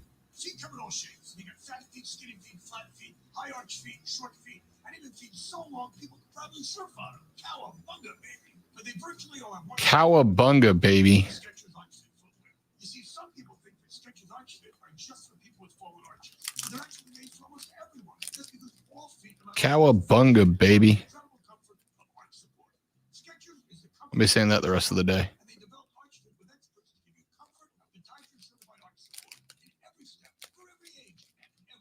Your enthusiasm is amazing. Cowabunga, baby.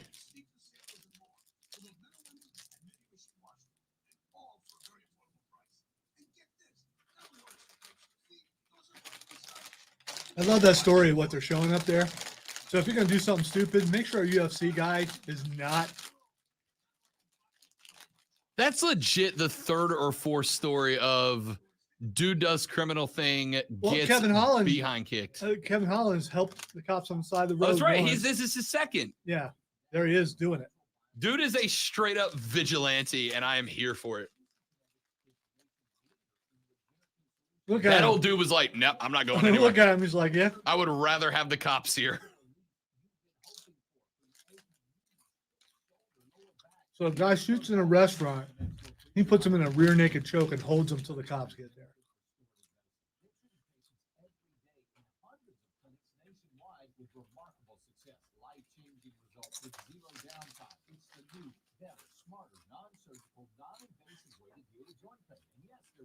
Ready to help you right now. Call them for a free consultation. Make this some of your best ever. No joint pain holding you back. QC Kinetics in Greenville and Asheville, 864-448-3772. That's 864-448-3772. QC Kinetics. Have you wanted to speak a new language but thought it'd be too difficult or take too much time? Then try Babbel. In just 15 minutes a day, Babbel teaches you conversations that you will actually use. With 14 languages and lesson topics like travel, business, relationships, and more, you'll learn what matters most to you. Babbel. Language for life. Learn a new language with ease. Go to Babbel.com to try for free. That's BABBEL.com. Dale's semi-annual sale is the perfect time to power up productivity and gaming victories. Now you can save what Dell employees save on high-performance tech. Save 17% on XPS and select Alienware computers with Intel Core processors. Plus, check out exclusive savings on Dell monitors, headsets, and accessories for greater immersion in all you do. Upgrade today by calling 800-BY-DELL. That's 800-BY-DELL, or you can visit Dell.com/semi-annual sale.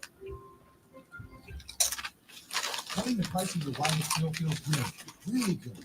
Actually, it feels great. You should try it out. So cut your bill by switching to Straight Talk Wireless.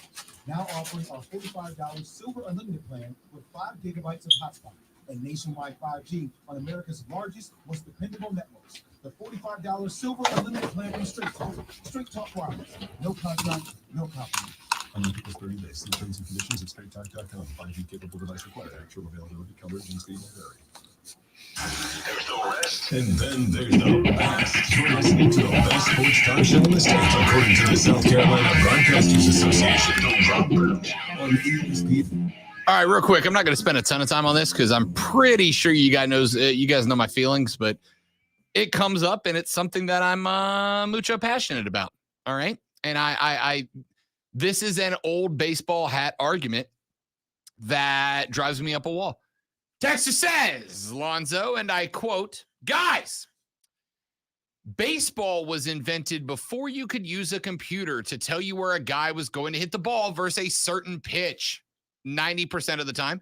That's not the spirit of the game. Glad to see the shift die. Well, if that's the case, why are you not mad about players having tablets in the dugout breaking down pitchers?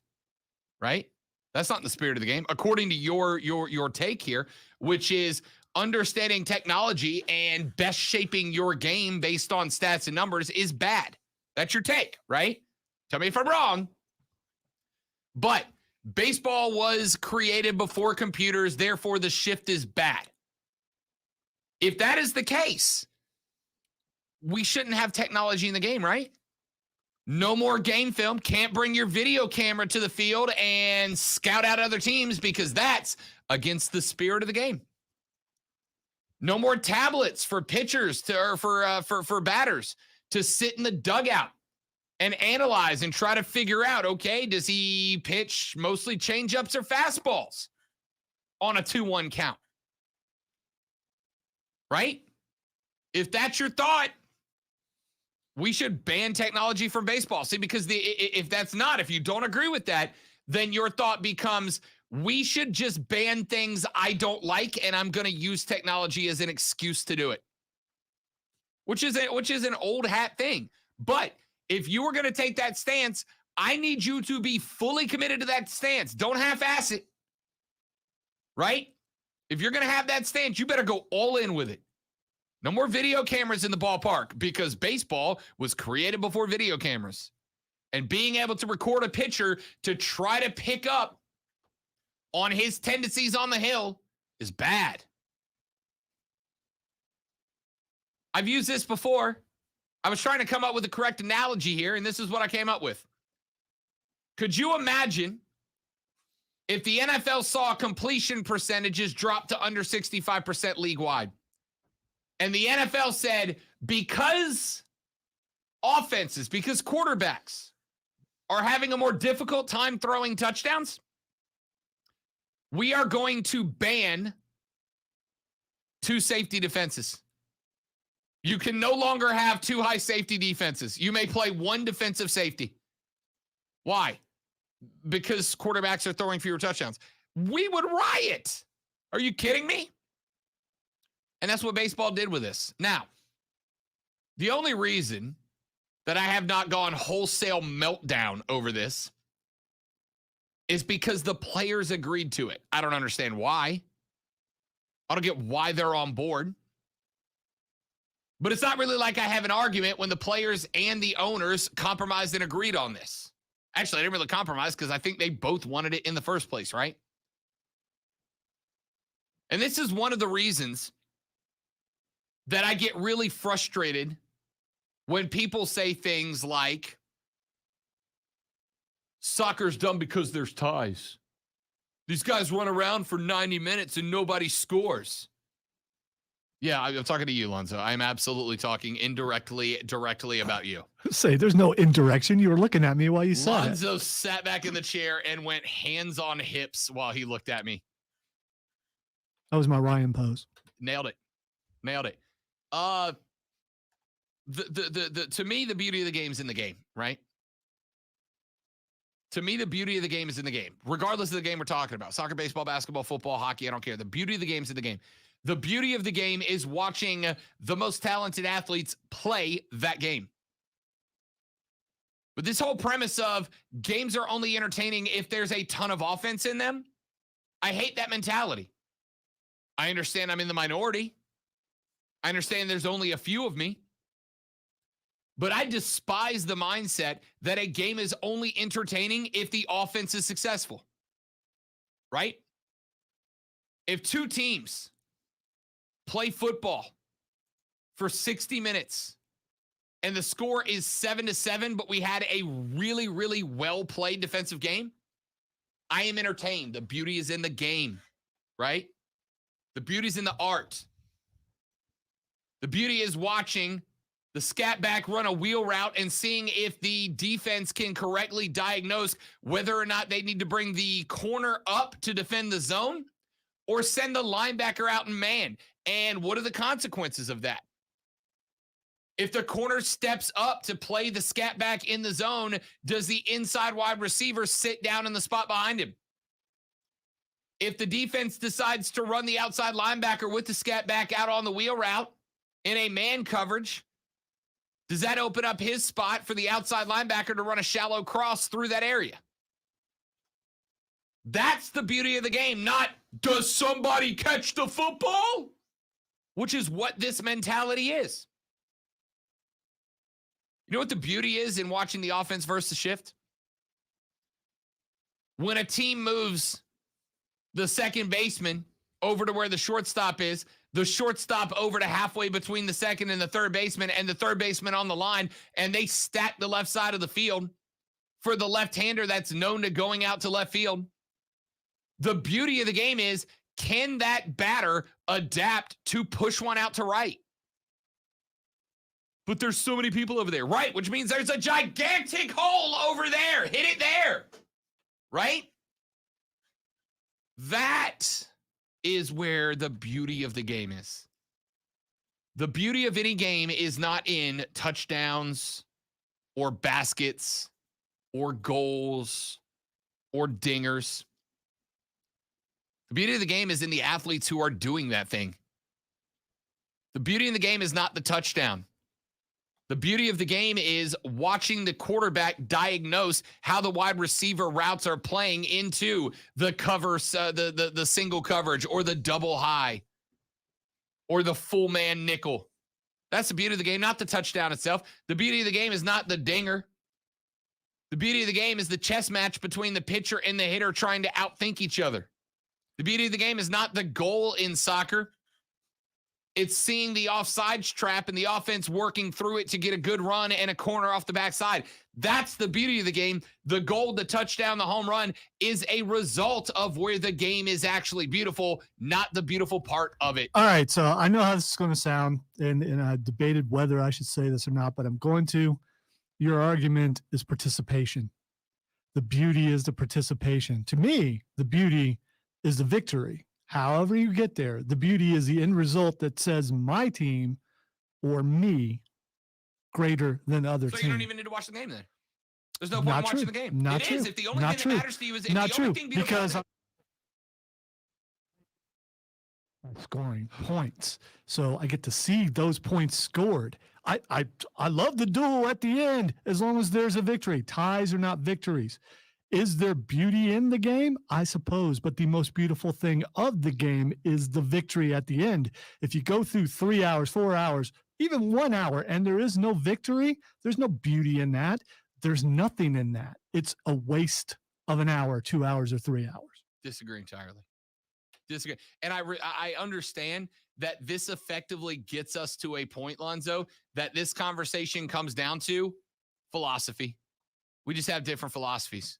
Right? Which is fine. We do in everything. Not me and Lonzo, just all of us as people. Well, me and Lonzo, but everybody as people have different philosophy. The philosophy to me is athletes doing the sport. That's where the beauty of the sport lies. The beauty of baseball lies in the battle between the pitcher and the hitter and the defense. The beauty in football lies between the wide receiver running routes to outdo the cornerback who's trying to disguise the coverage to outdo the quarterback. The beauty of soccer lies in the runs, the tactics, the setups, the disguises, the traps that set up goals, not the goal itself. But if you do all that and you still lose, it's that doesn't interest me. The goal is to win. Wow, that was that was a beautiful play. Yeah, but you still lost. So you've never watched an Ohio State game, lost, and at the end go, well, it was entertaining. No. A loss is losses are devastating. That's what you don't want. So you don't want to go.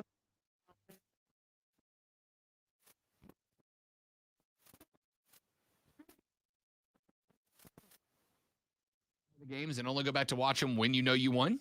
That would be the correct mindset. When I DVR the games, I never look at the outcome.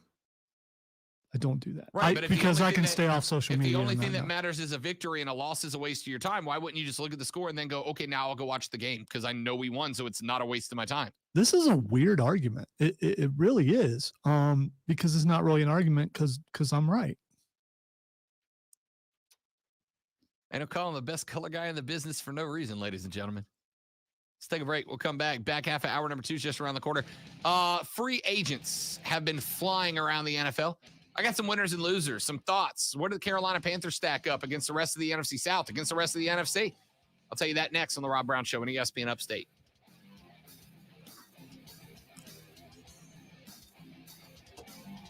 Josh, welcome in. Cowabunga, dude. So in wrestling terms, they have time limit draws. There's still drama in it. That's what I'm saying, Trey. Thank you for understanding me. Finally. Fine. No, because you use. No, I know. Because you use metaphors to explain it in a language that hits near and dear to someone's heart. Because people understand arguments from the heart. The rebuilding A's traded third baseman Matt Chapman to the Blue Jays for minor league prospects. Slugger Kyle Schwarber agrees to sign to the Phillies. Cubs agreed to a 5-year, $85 million contract with star Japanese outfielder Seiya Suzuki. After the Browns met with Texans quarterback. This will be an argument that Rob and I will have forever. I want to see a victor. And in soccer, there's just way too many ties. I want to see someone win.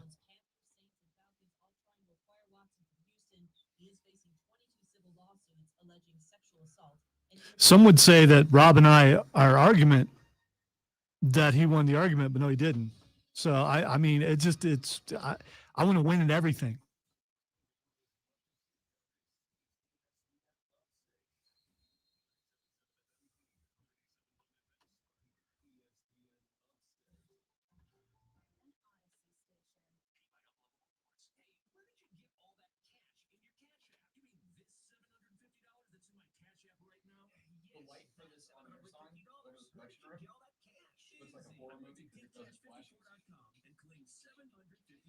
It's just because Diesel's in there.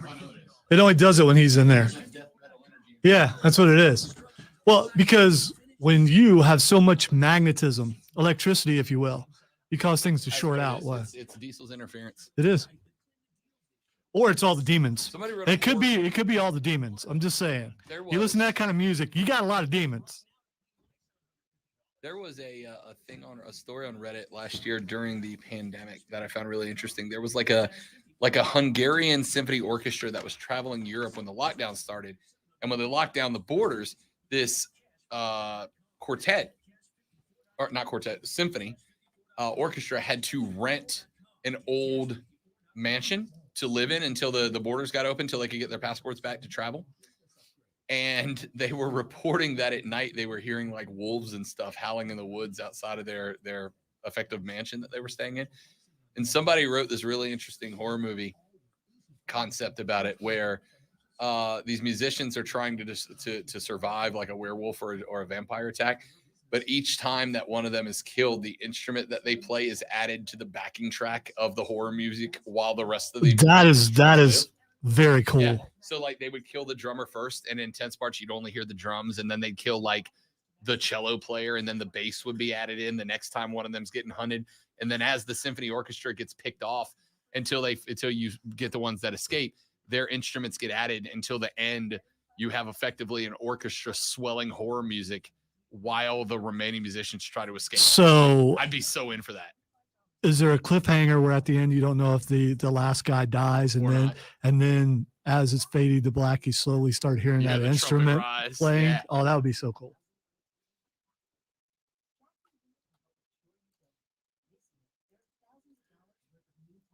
Trying to figure, I don't think someone was in here last night. So why was the air turned the exact opposite way? I'm sitting there like, okay, I almost wonder my if, headphones are making my face so hot. What is going on? I almost wonder if they don't tell the cleaning crew to No, change they don't them touch that stuff. to save energy bills. No, they don't touch that stuff. Because I don't think, well, no, Diesel dresses for cold. I can't imagine he's turning the heat on. Well, with the outside getting hot and then cold, Yeah. there's a hard time adjusting in here. He's the only one who would have changed it since Owen wasn't here. But I don't think he's warm blooded. I don't think he would do it, or cold blooded. I don't think he'd do it. He comes in flannel and pants every day. That's why I walked over there like maybe, and I was completely shocked. I was turned the opposite direction. But it kicked on and it's working right now. Only, shows over halfway over, but at least we cooled it down for him for later because he needs it. It's the beard, bro. It's got to be. See, I got a problem. I don't like how my face looks right now, and I know some people don't like how my face looks. I don't care.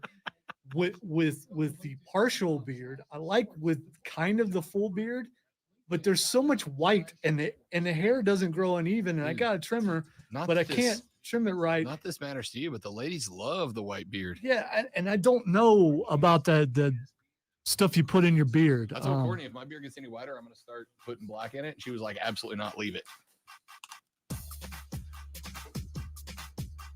The Rob Brown Show rolls on. Want to remind you, the Rob Brown Show Bracket Challenge is on, ladies and gentlemen. If you have not yet done so, go to our social media, facebook.com/ESPN Upstate, twitter.com/ESPN Upstate. Scroll down a couple of posts, and you are going to find an invitation to the Rob Brown Show Bracket Challenge. Or just go to ESPN.com, go to the men's college basketball section at the top of the page, click on Tournament Bracket Challenge, then search for the Rob Brown Show Challenge, and enter your bracket with the password TRBS. All caps, TRBS. You'll get yourself entered. If you beat both Lonzo and my brackets, you will get a shout out by name on the air. I will do it all in one segment, so you can tell all your friends, tune in and listen, because I beat Rob and Lonzo in a bracket, and I'm getting recognition for it. And if you get the #1 overall bracket in our bracket challenge, you are going to get to come on the air and discuss the topic of your choice at length. It will not be a regular little 1-minute phone call. You will get to come on for a segment to discuss and debate the topic of your choice for a segment or until I am bored of it, in which case we will stop. But you get the point. It's your segment to do with what you want. Go to ESPN.com, enter the Tournament Bracket Challenge, search the Rob Brown Show Challenge as your group, enter the password, all caps, TRBS, fill out your bracket, put it in the pot. #1 overall bracket gets to host a segment of the show effectively. And any bracket that beats both Lonzo and I will get your name shouted out on air personally. And if you are concerned about that sounds difficult, it's so easy that Grandpa could do it. And Lonzo did it. I did it like minimal help from me. Yeah, I did it in like 4 minutes. And really, I did need help. I just wanted to make sure that was going where it was supposed to go. And I wanted to do it so I could tell you guys how easy it is, and it is easy. If I can do it, you can do it. It is super easy, ladies and gentlemen. So go to ESPN.com, enter the men's tournament challenge, search the group The Rob Brown Show, and then enter the password TRBS, all caps TRBS, to get yourself entered to win. Just that simple, folks. Just that simple. It's a shame, though. I mean, we appreciate the effort and everyone that signed up, but you're not going to win. And I feel bad for you. And if you were considering, doing this, but you're like, yeah, it'd be too easy to at least beat Lonzo. No, it wouldn't. So, I mean, prove me wrong. That's all I'm saying. Prove me wrong. I'm going to change the name of the group to the Humble Up Lonzo Challenge, ladies and gentlemen. Humble up, everybody. All right. Get yourself entered if you want to go to ESPN.com. You can do it that way, or you can go to Facebook.com/ESPN Upstate or Twitter.com/ESPN Upstate. Find the invitation. It's a couple of posts down, and get yourself entered. I have reposted it on the ESPN Twitter. Actually, I think it is the most recent post on the ESPN.com, or excuse me, Twitter.com/ESPN Upstate Twitter page. So get yourself entered for a chance to host your own segment of the show, ladies and gentlemen. What more could you ask for than to, for 15 minutes, be a colleague of mine? It is the greatest grand prize that's ever been given away. Who wants a car when you could come on the air with Rob Brown? You're not a colleague of mine, but, I will allow it. For a segment. For a segment. All right, 844-GSP-ESPN. Let's run out to our final break of this hour. When we come back, NFL free agency's been hot and heavy. I got some winners and losers for you. And in the final hour of the show, we go March Madness. I'll give you my final four, who I think the national champion ends up being, and more.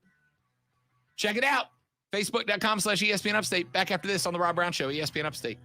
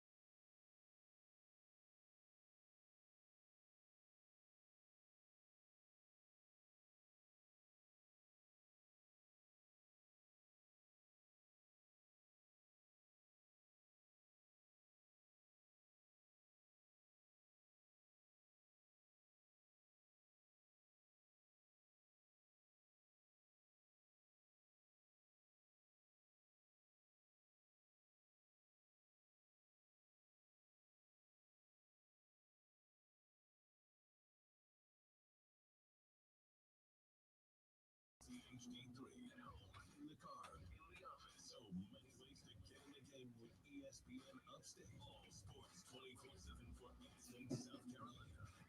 This is NBA player Miles Turner.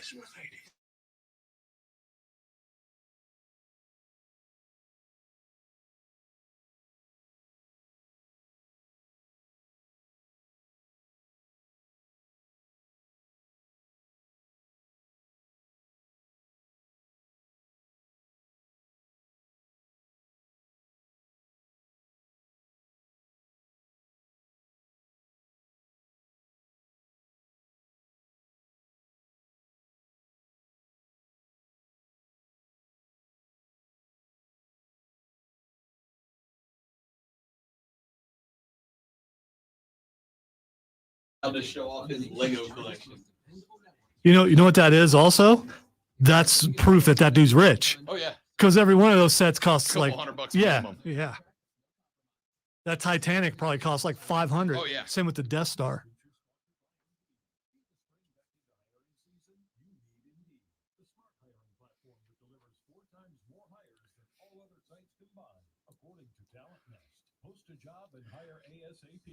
Which, you know, bothers me about Spider-Man because Ned had the Death Star, which would imply that his family has money. And then we saw, you know, in the third one that they're at least middle class. Yeah. So I feel like I was lied to.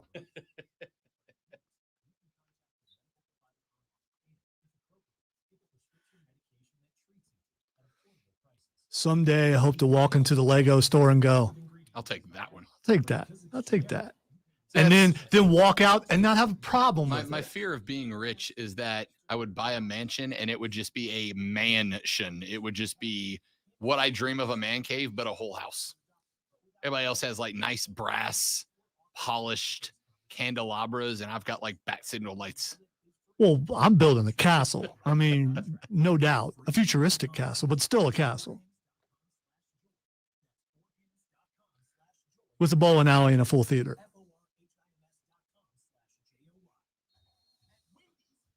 And an archery range in the back just in case I want to learn someday. I've got a bow at the house you can borrow and use. That wasn't the It's point. easy. It's easy to learn. No, it's an easy. No, it's no, easy- that it's wasn't easy the to learn. point of the thing. Is you're so rich. Oh, you just have it. Just in case. I'm not gonna use it. I Just can't just if I in want case to. I might want to someday. You know, being so rich, you buy a car just to look at it. You're never going to drive it. You just want to look at it.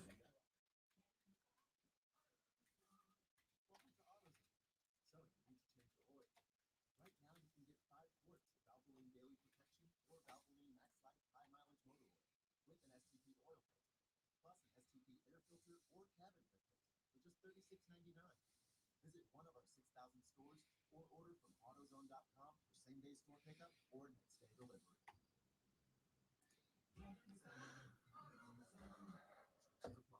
This report is sponsored by Freedom Plasma. Did you know blood plasma collected by Freedom Plasma is used for several life-saving therapies? And did you know And Trey, I get your point, and I get Rob's point. And you know what? In the end, in all truthfulness, we're both right.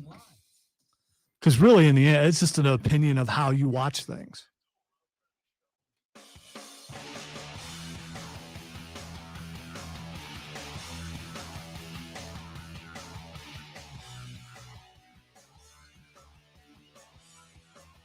All right, wrapping up our Numero Dos of the Rob Brown Show. This is ESPN Upstate. Free agency, obviously, hot and heavy in the National Football League. Butted up the last couple of days. We've seen a lot of moves getting made. So who is winning and losing so far? ESPN put up an article. They got a few I like and a few I'm going to add to that list. I'll tell you who I think is going to be very happy by the end of this free agency period. How about TL16? How about Trevor Lawrence? How about the Jacksonville Jaguars? They let go of a couple of big names over the last couple of days, but they've also made some moves, which is really interesting.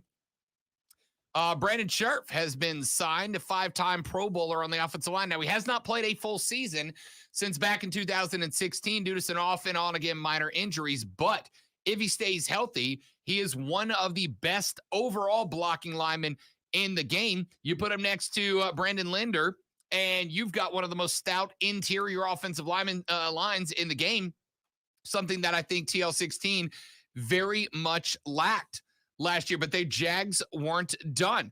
Less than a year after the Jags traded 2020 number 9 pick C.J. Henderson for tight end Dan Arnold, Jacksonville pushed Arnold out of the starting lineup and have agreed to former Giants tight end Evan Ingram's deal, a 1-year, $9 million deal. They also added wideout Zay Jones from the Raiders, a speedster on the outside. Then they added Cardinals wide receiver Christian Kirk. Now, I'm interested to see where that goes because of the contract that Christian Kirk took, a 4-year, $72 million deal. It seems a little expensive, but it looks like it's going to shake up with the option involved for a 2-year, $39 million deal. Kirk getting less than $5 million getting less than $5 million a season than Devontae Adams is going to cost for the Packers or whoever else ends up re-signing him.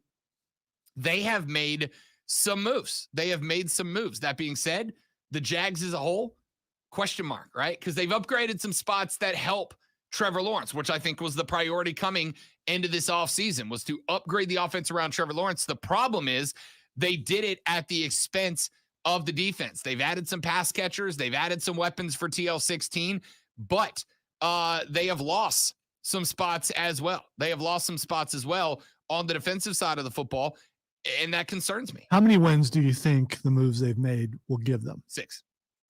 I think they're a 6-win You team think so? next year. I think they're a 6-win team next year. I don't know yet. I think that they are going to get into some shootouts with a couple of okay offenses and be able to win by a field goal here and there.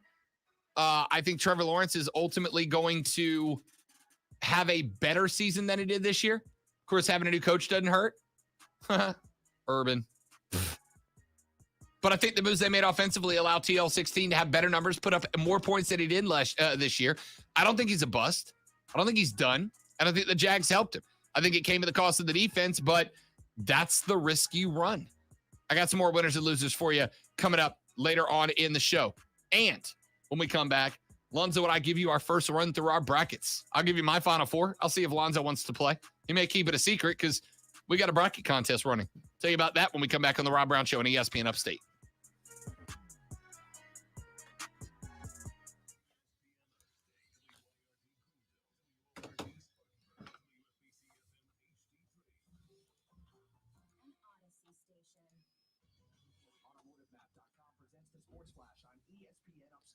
Yeah, the thing you were just doing, you probably shouldn't do that like halfway on camera. I'm just saying. just saying. You should think about that next time.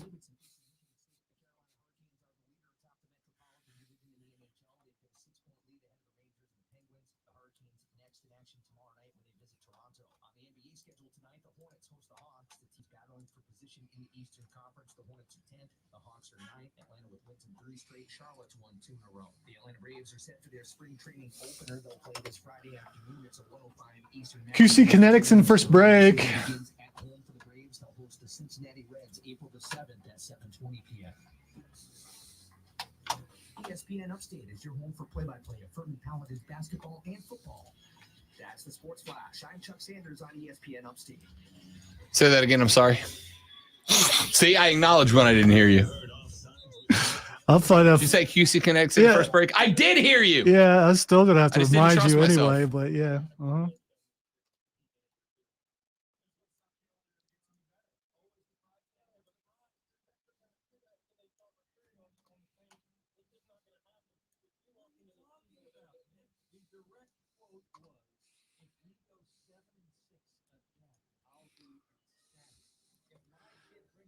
So I've got Austin Creed on my Twitter feed playing the bass on 316 day, and I can kind of guess what he's probably playing.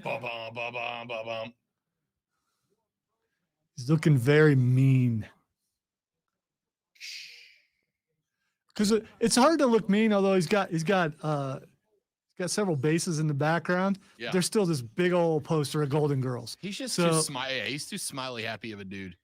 Oh no, he doesn't smile the entire time, but the Golden Girls in the background, it just takes away from you trying to look angry.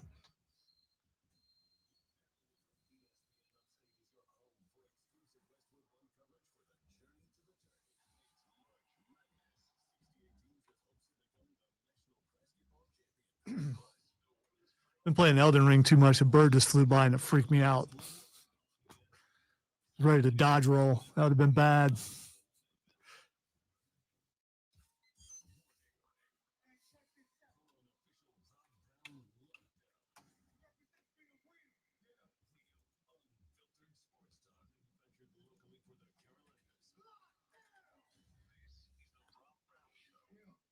All right, we need one demand. One demand? One demand. RK Bro must be present. The third, the final, the best, the money hour of the Rob Brown Show goes now. And ladies and gentlemen, the final hour of the week for me and Lonzo. Wait. Sorry. This is it? The final hour? Why? Why would... Well, Lonzo, it's because, and I'll go ahead and fill you in so you're aware. That is because tomorrow and Friday, ESPN Upstate proudly presents cover-to-cover, wall-to-wall, wraparound coverage of the NCAA March Madness Tournament opening round. Thursday and Friday, we will have for you right here on the Big Stick all the college basketball that you can possibly shake a stick at, ladies and gentlemen. We'll be going to cover, wall-to-wall, start to finish, top to bottom, right here on the Big Stick. All the upsets, all the Cinderellas, all the bracket busters, and all the blue bloods will be playing right here on ESPN Upstate. So Zoe and I, we, by the way, will not be taking the day off, ladies and gentlemen. Will not be taking the day off. Lonzo will be here in the studio making sure everything runs smoothly on not one but both of his stations. Yours truly tomorrow will be at the Bon Secours Wellness Arena all day watching practice. All of the teams playing here at the Wellness Arena in downtown Greenville, South Carolina. We'll have practice sessions tomorrow. I will be live and updating you from those, including Eyes On with Tom Izzo's Spartans, Coach Krzyzewski's Blue Devils, and more. Then on Friday, it is round number 1, live from the well. I'll be there for every game, start to finish, on Friday as well. Then on Sunday, I'm back, baby. I'll be at the well again on Sunday, covering all those games for you, wire to wire, cover to cover. The ones taking place in the first round in Greenville. While that's happening, you'll be able to listen to all of those games once again right here on ESPN Upstate, as we are your exclusive home for March Madness basketball action right here on the Big Stick. So make sure you got us tuned in, locked in, and ready to roll, ladies and gentlemen. It is going to be a good one. All right, Lonzo. Let's talk brackets, shall we? Let's talk first round matchups. Very interested in this bracket, and I'm predominantly interested in the eastern region of this bracket. Baylor getting the 1 seed overall, but there are some interesting dark horses down that bracket. 2 weeks ago, I would have told you North Carolina was one of them. After North Carolina went into Cameron Indoor and knocked off Mike Krzyzewski's Blue Devils, a 2 seed, on their floor, in their house, on a very emotional night, I thought, this team found its stride a little bit. Carolina's got some playmakers. This is a team that is a balanced team. Closed out the regular season with 5 straight wins, including that Coach K farewell game. They are one of the best free throw shootings teams in the country. They are one of the best rebounding teams in the country. Problem is, when you're in a tournament like this one, Zoe, the problem is defense wins championships, right? We saw that happen with Gonzaga last year. The Zags were a phenomenal offensive team behind Drew Timme.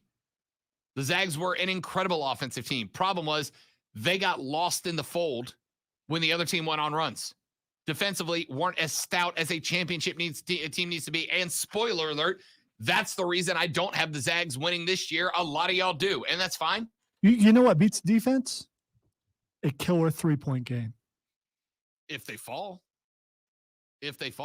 Yeah, there's a lot of luck into it. There's also skill too, but I think a killer 3-point game will kill all your defense. I mean, you can defend the basket all you want, but if no one's going in there, and you're not sending anyone out to check the 3-point shooters, and that's what this game has turned into. You're not wrong. The problem is for a team like Gonzaga, and Gonzaga's got an inside game. The problem with a team like Gonzaga ultimately ends up being that when you've got to put it together for the 64, the 32, the 16, the 8, the 4, and the title game, you got to run 6 games without a loss. Law of averages says one of those games you are not going to shoot well, right? And that's where a team with a stout defense comes in play. Now, do I suspect that Gonzaga is going to have that issue in the opening round of game against Georgia State? No. Against Boise State? Probably. Or Memphis? Either way. Out of the 8-9 matchup? No. I don't suspect they're going to have that problem. Could they have that problem in the 3rd round against UConn or Arkansas or Alabama if the good Alabama team shows up. Yeah, those teams are hustle monsters. Those teams are grind meisters. And if one of those games, the shots don't fall for the Zags, they're in trouble. Carolina's interesting because there's really no aspect of the game that they are questionable with except the defensive side. And we saw that against Vatek in the ACC title game. We saw that against Vatek when the Who's ran wild on you, brothers in blue of North Carolina. So I don't consider them a dark horse. I'll tell you who I do consider a dark horse. I'm looking at number 12, Indiana. I'm looking at number 12, Indiana. That is a team that is the number one team defensively in a very good Big Ten. Very good Big Ten. Opponents against the Hoosiers defense, most of them shot one of their worst games of the year because they hassle you. They harass you. They get up in your face, and they make stuff happen. Beware of the Hoosiers this round. They are one of the better defensive teams out there. They are also a team that shoots a lot of free throws. They ranked top 5 in the Big Ten turnover rate and free throw creation. Beware the Hoosiers. I really, really like Indiana. In fact, Indiana's one of my first round upsets. Lonzo, I like Indiana in the opening round. Here's the problem for Indiana. Problem is their second round matchup. Because sitting just below them, their second round opponent after they knock off the 24-9 Akron Zips are the UCLA Bruins. Johnny Juzang is back, baby. Johnny Juzang was a spark plug for UCLA in the tournament last year. If you watch UCLA in the tournament last year, you knew the name Johnny Juzang because that guy is a hustle monster. And I'm in love with it. I'm in love with it. Guy goes hard. And they bring back a lot of last year's team. Jimmy Jacquez is back from last year's Final Four team. This is a team that does not turn the ball over. They play solid, not great, but solid defense. But they can score from anywhere on the floor. Now, what I find interesting about UCLA is that they aren't the best in the country at any one particular thing. They aren't the best in the country at any, they aren't even close to best in the country at any one particular thing. But they're top 10 in the country at a lot of things, pretty much everything. This is a well-rounded basketball team. Maybe the most well-rounded basketball team in the tournament is UCLA. I watched a couple of their games the last couple of nights. They don't excel at three-point shooting, but they're consistently good at it. They don't excel in interior offense, but they're consistently good at it. Those things open each other out. They don't excel at defense, but you're not going to see a lot of teams that are going to score more than 68 on them. Now, unfortunately, their defense fell apart a little bit late in the season. They allow 76.4 per game, but a lot of that came from some Pac-12 games late where the score got run up. UCLA is a dark horse, and I got an eye on them. In fact, I have got UCLA playing and winning over the 1 seed Baylor to make it into the round of 8. I like UCLA a lot. That's a heart team. That is a team that has got guts, and I like them. Now, the problem for UCLA is not Baylor. It's not the 1 seed. In fact, Baylor, I think, if I recall correctly, I think I went chalk in every bracket except Baylor. I went 1 seed through. There's my Final Four, ladies and gentlemen. I'll give you the hint.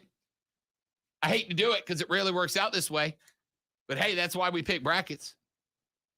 I got chalk. 1 seeds everywhere except Baylor. It's the only team that's a 1 seed I don't have in the Final Four. I got Gonzaga coming out of the West. I've got Arizona coming out of the South. I've got Kansas coming out of the Midwest. But coming out of the East, ladies and gentlemen, a blue blood that very few teams talked about till late in the season. I really like the Kentucky Wildcats. I really like Kentucky. This is a team that is good on both ends of the floor. They are incredibly efficient offensively. If you come out and protect the three-point line, that's fine. They'll go high percentage and run you up 2 at a time. If you pack the middle, you run to a 2-3 zone and collapse it a little bit, that's fine. They can shoot the ball too. They attack the rim well, and they are one of the best offensive rebounding teams in the country. If you are not excellent at preventing them from getting second chance opportunities, they may get more second chance opportunities than anybody else in the tournament. This is another team, much like UCLA, who I have them playing in the Elite Eight. This is a team, much like UCLA, that is not exceptional at any one thing. They don't stand out above the crowd in any one thing, but they are damn good at everything, right? What's the old expression? Jack of all trades, master of none. That's Kentucky and that's UCLA. And I like a well-rounded team in the tournament. I prefer a well-rounded team in the tournament. Really good offensive teams can have a meltdown. Really good offensive teams can have a meltdown, especially when they end up in a place where they are unfamiliar with the gym they're going into, right? And that's what happens. You play 2 rounds in a stadium, then you go to another stadium to play another round, then you go to another stadium to play another round, then you go to another stadium to play the last 2. Eventually, you're going to end up in a stadium that the rim just doesn't like you. That's where I want a well-rounded team. The threes aren't falling? Great. We'll play interior basketball. Your shots are falling? Great. We play excellent interior and exterior defense as well. And we create second chance opportunities. Teams that make the Final Four are teams that are able to create and take advantage of second chance opportunities. And Kentucky might do that better than anybody else in the country consistently, which I think I appreciate. I don't think I appreciate it. I know I appreciate it. So I like Kentucky in the Final Four. Outside of that, Lonzo, I know it's cheap. I know it's a bit of a cop-out, but I'm going chalk the rest of the way. Gonzaga, 1 seed, is in. Arizona, 1 seed, is in. Kansas, the 1 seed, is in. And the 2 seed of Kentucky, I usually have a 3 or a 4 in the Final Four for Funzo, Lonzo. Not this time around. 3 1s and a 2. This is going to be a crazy tournament. I think there's a couple of upsets of brewing, but at the end of the day, the best basketball teams are the best basketball teams. All right, so this is how this works when you do a bracket. If you do one in your office, you got your one guy who knows everything about the game, who's really into it, can give you third to last. Give you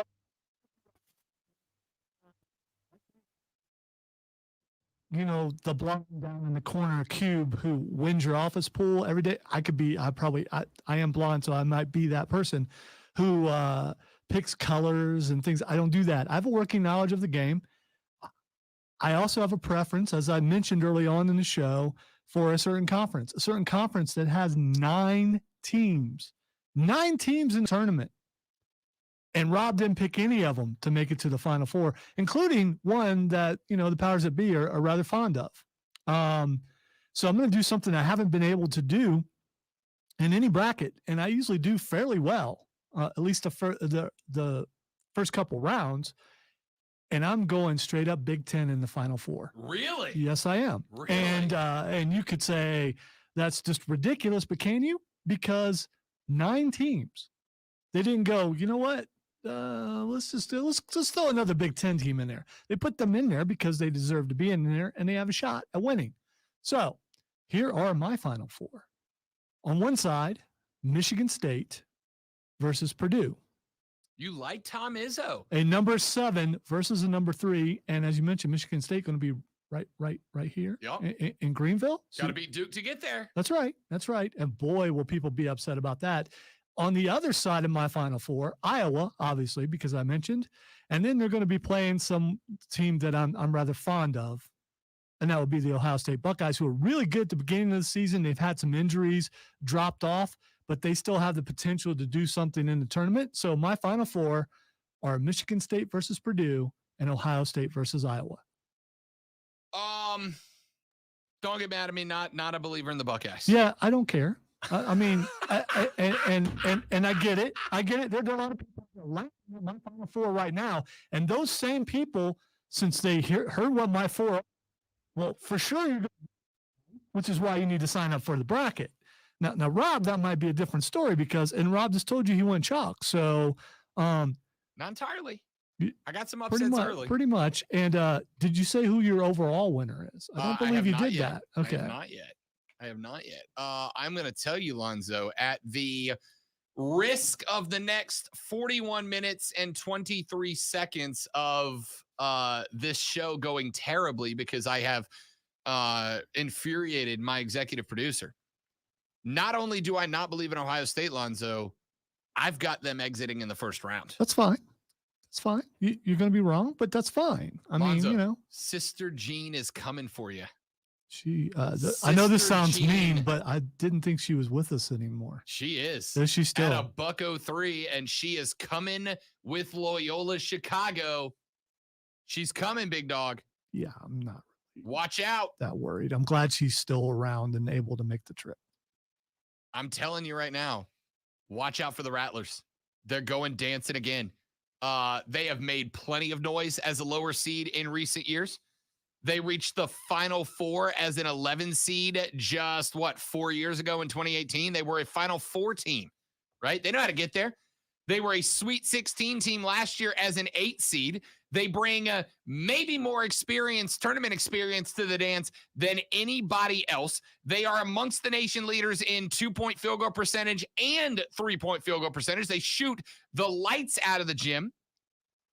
This is a good team. Oh, by the way, points per game, 61. Wow, all that, and they're still going to lose. Wow, that's a shame. The Buckeyes are a sleeper team, all right? They're a team that if they come in white hot, they could be a Final Four team. They could make noise. The problem is you got to have some runway to get the engines fired up, and this is not what you want. This is not what you want. This is a matchup nightmare for Ohio State in the opening round.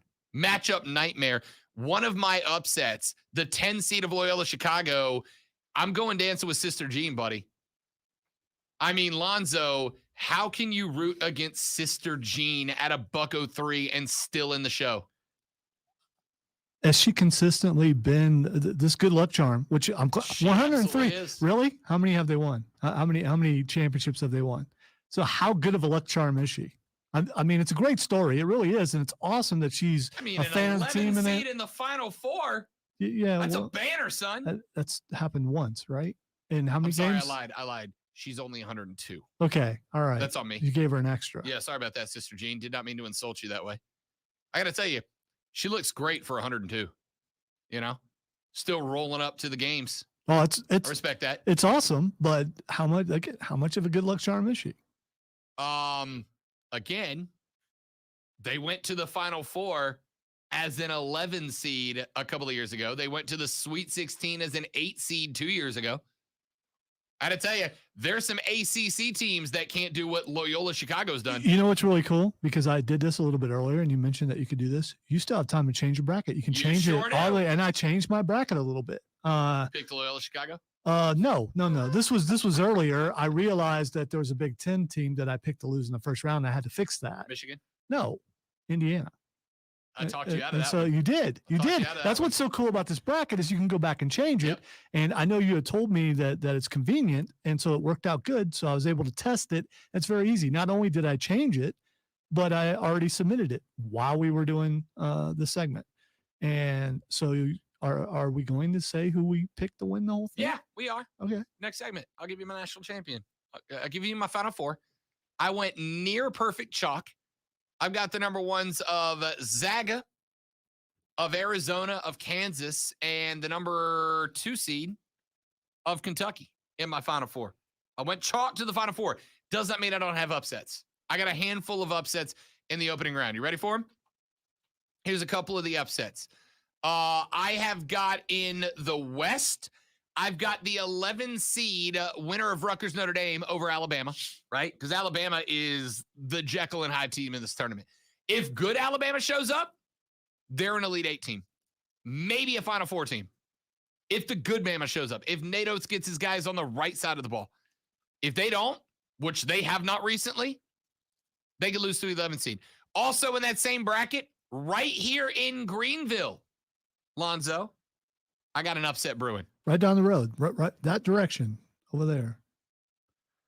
I do this every time you point a direction. It is that direction. Parking lots. All right, so we go out, that way. No, it's that way. No. Yes. No, 385 is right over there. I'm right, but pointing then at Greenville, you got to go that way to get to downtown. It meanders, but I'm right. Anyway, upset brewing right here in Greenville. Lonzo's Final Four team's getting bumped in the first round. Michigan State's going down to Davidson. Tom Izzo chokes every year in the tourney, and I expect this to be no different, except this time it's a first-round exit. Ladies and gentlemen, watch out for the 10 seed of Davidson. Love this team. They have no urgency about them. They play their game, and you will come to them. It's not an option. Spartans tend to get a little out of control when they get pressed. Davidson will control the pace of this game. Davidson will win and beat Michigan State and bounce them. It's one of my upsets. Doesn't matter. They're getting bounced in the second round by Duke, but it'll be a fun upset to have happen right here in the Ville. Back after this, we'll give you our national championship selections when we come back on the Rob Brown Show on ESPN Upstate.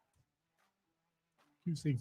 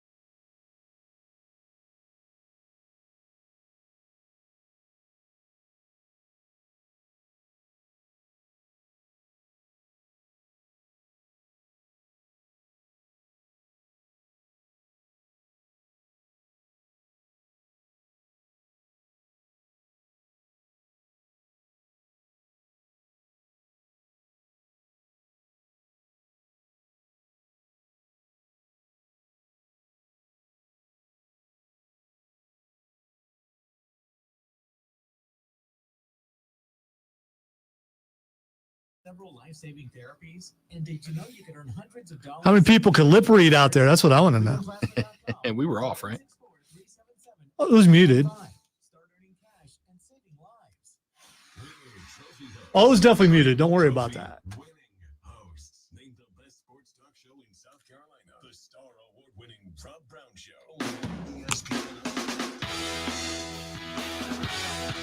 All right, we're taking a look at brackets here on the Rob Brown Show at ESPN Upstate. We got to give you guys a hint. Nobody cares about your bracket until the Elite Eight. Nobody cares about it till the Elite Eight. And then they only care about it if they're in competition with you, right? We're doing it anyway. We're doing it anyway because we got the bracket contest running. The Rob Brown Show Challenge is on. Go to ESPN.com. Go to the men's basketball drop-down tab. Once you do, you're going to see men's tournament bracket challenge. Click on that. Search for the group, the Rob Brown Show Challenge. Once you find that group, you enter the password, all caps, TRBS, the initials of the show, the Rob Brown Show. You're going to enter the password, all caps, TRBS, in the group, the Rob Brown Show Challenge. Enter the password, TRBS, all caps. Get your bracket in. If your bracket defeats both Lonzo and I, got to be both of us. If your bracket defeats both Lonzo and I, you will get a personalized shout-out on the show of your name. You can call all your friends and go, Rob Brown's about to say my name on the radio. I am rich, famous, and handsome. What if the person wins and they want you to say their wife's name instead of theirs? That's fine by me. Okay. You get to personalize your shout out. I will have each one of you that defeats me send me a message with a shout out of your choice. And you may attach a small message. Happy anniversary, happy birthday, sorry about your dog, whatever. You may attach whatever message you would like to attach to that way shout to out. bring it down. Don't do Yeah, that. you can attach a 3, 4, 5 word message to your personalized shout out. I will do them all on the air. If you get the number 1 overall bracket in our bracket challenge this year, you will get a segment of the show where you come on and you, Lonzo, and I will discuss the topic of your choice. Let's say you believe chupacabras are real, Sure. and you would like to have a 15-minute discussion and bring, scientific fact with you and You can't 'cause speculation. they don't exist, but keep going. I mean, they might exist. So we could talk about that. We could talk about chupacabras. They may exist, but I have no reason to believe that they do. But that's the type of compelling discussion you can bring to the show when you come on to be a colleague of Lonzo and I's for about 8 to 10 minutes, But depending on how entertaining If you you are. want to come in and you want to talk politics, there's another place for that. Yeah, I'm going to send you to the other show. Lonzo will let you host another show on the other station. Yeah, because He's got you I covered. got that kind of power. Number 1 overall bracket in the Rob Brown Show Bracket Challenge is going to get you a segment on the show where you come on, bring on the topic of your choice, and Lonzo, you and I will discuss it on the radio. It's going to be awesome. When it gets down to the end and there's only one perfect bracket left in the entire world. That's going to be mine. You're going to see. You're going to see. It's going to be mine. All right, over under, Lonzo. Over under the amount of perfect brackets in our Rob Brown Show Challenge. The amount of perfect brackets after the first round, I'm going to set it at 1.5. After the first round? After the first round. One round. How many Is this people- counting us? This includes us. Okay, 1. Okay. Not including us. How many listeners in the Rob Brown Show Bracket Challenge, how many perfect brackets do we have after one round? Is it over or under 1.5? All right. In all seriousness, there's a good shot that if someone goes chalk, they got a good shot of winning every matchup in the Just first straight round. chalk. Zero yeah, upsets. good shot at it. No, there's an upset somewhere. So I'm gonna go over. I'm gonna say there's gonna be a couple people. 2 people with I'm gonna say under. I'm gonna say 0 perfect brackets after the first round, us included. 0 perfect brackets at the end of the first round, us included. I think the real question is how many brackets will be busted after the first round. Oh, dude, if I lose any 1 seed, I'm done.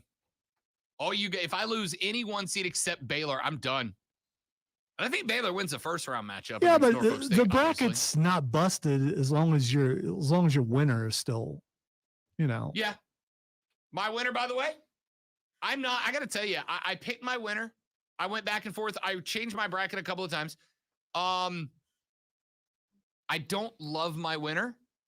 I just haven't taught myself how to change the game. By the way, you can change your bracket up until the minute the first game tips. So you got some hours left. You can put it in your bracket now, fill out your bracket. You can go back and change your bracket up until the first hour ends. Now, what you cannot do is look at anybody else's bracket, right? You can't look at anybody else's bracket, but you can change your bracket as many times as you would like until the first game tips. Once it tips, you are locked in. You get one bracket in our challenge. One bracket only. Lonzo, my national champion. This is a team that had a comeback from behind win over a very good Final Four team from last year in their conference championship. This has been arguably the most consistent team in college basketball from start to finish. This is a team that is enormous in the front court, but also is a top 4 team in assists all season long. It is a young team. It is an inexperienced team, but it is a team that I also think has a very, very favorable path laid out between them and the Final Four that will let them get hot before they head into the back half of it. Ladies and gentlemen, Rob Brown's bracket has, by a 4-point margin in the national championship game, the Arizona Wildcats are your 2022 national champions. I got Arizona beating Kentucky, the 2 seed of the Wildcats, make it there as well. I got Arizona. They are enormous in the front court, phenomenal assist machine out of the backcourt, very good defensively, and good from the charity stripe, which you got to be down the stretch when the shots aren't falling. You got to create opportunities. I got the Arizona Wildcats winning your national championship this year. All right. So obviously, if I have an all Big Ten Final Four, we're going to have an all Big Ten final. Just in case you were wondering that. Is that how that works? That is how that works. I'll be dadgum. So in the national championship game, I have the Iowa Hawkeyes defeating the Purdue Boilermakers by 2 points. I don't hate that pick. So Iowa is your national champion. I don't hate that pick. I like Iowa. And by the way, management aside, that's who I was going to pick anyway. So it helps that, management's down with the Hawkeyes, but yeah. I don't hate Iowa. I like Purdue too. I think Purdue's probably an undervalued pick as a Final Four team. Did you think I was going to pick Ohio State to be in the final? I mean, they were in my Final Four, No, but no. You're usually pretty unbiased when it comes to like the big dance. So I'd say no. I wouldn't have shot me. And honestly, it's a chance. I just think of the Big Ten teams, Ohio State's about 6th in the order of Big Ten teams I think could make the Final Four. Well, the way it works out, the other Big Ten team that would have been in there would have had to have been Michigan, but I have Ohio State beating Michigan because, Because of course. Ohio State coming out of the South region, LOL, is going to be up against Colorado State. They got Tennessee in the second round, and that's where I've got Michigan getting bounced. Ohio State, I've got getting upset by a Loyola Chicago, but then the Rattlers take on a good Villanova squad and get bumped there. That bracket is chalk. 1, 2, 3, 4 make it to the Sweet 16. 1 and 2 make it to the Elite 8, and 1 makes it to the Final Four. That's where I got in the South, but we'll see. Of the teams playing here in Greenville, Lonzo, we've already talked about the bottom of the top left bracket. Michigan State versus Davidson. I've got the 10 seed of Davidson upsetting Sparty in the first round. Duke beating, I think, thoroughly Cal State Fullerton in the first round. Davidson and Duke in the second round. I got Duke moving on. However, Duke runs into a buzzsaw of the number 3 seed Texas Tech Red Raiders in the third round, and that's where Coach K's career comes to end. He makes it out of Greenville, but not out of the Sweet 16. Bottom right side of the bracket, our other 4 teams playing here in Greenville, Lonzo. Let's talk about these 2 very quickly. USC taking on a game Miami team out of the ACC. Miami, the 10 seed here, and I like the upset. I like the Hurricanes of Miami to knock off USC, excuse me. The Canes won 18 of 24 to end the regular season, which is not overwhelming, except for of those 5 losses, all of them came by 5 points or less. Every game they lost was by 1 or at max 2 possessions. they play up or down to their competition. USC at 26-7 is a team they will play up for, and they will win that game. All right, you and I are opposite on that too, which we probably are on a lot of things. You got the Trojans? I do. I don't hate it. I hate the Miami Hurricanes as a school, but it's a good little basketball. It's a hustle basketball team. Auburn versus Jacksonville State. Auburn should have no problem with Jacksonville State, but second round, if Auburn catches Miami, Lonzo, after what I saw from Auburn in the SEC championship game, if Auburn catches Miami in the second round, I could see Miami in the Sweet 16. I could see Miami getting by Auburn. I'm glad Keegan's not listening. He'd be very upset. And see, if he were listening, he'd be happy with me saying that Auburn gets past USC, which is who I have there. It doesn't matter who gets out of that game because Wisconsin's beaten both of those teams. Absolutely. Wisconsin's beaten Miami and Auburn. But, it depends on what Auburn shows up. Did Auburn let off the gas for the SEC championship, for the tournament? Auburn may very well have let off the gas. If they did, they are a Final Four threat. But I think Wisconsin's better than both of them. Quick break. We'll come back. 2 more segments, and then we're done for the week on The Rob Brown Show. This is ESPN Upstate.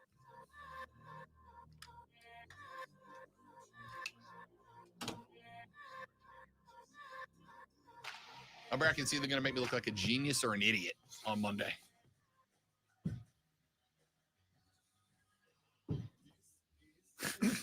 Well, I won't be here, so in theory. I love it. I love it. Sammy said, "Can I get a moment of peace?" Do we call him on air? Do we try it on air? No, we try it recorded, right? Yeah, we're not supposed to do that. Yeah, that's right. It's frowned upon.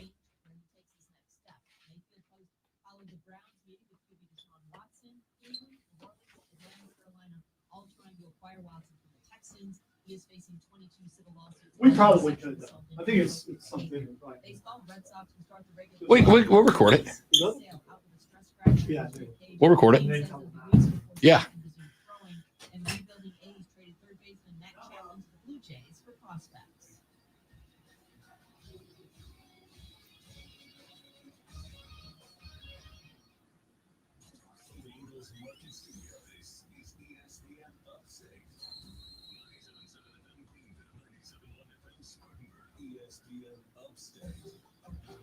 An Odyssey station.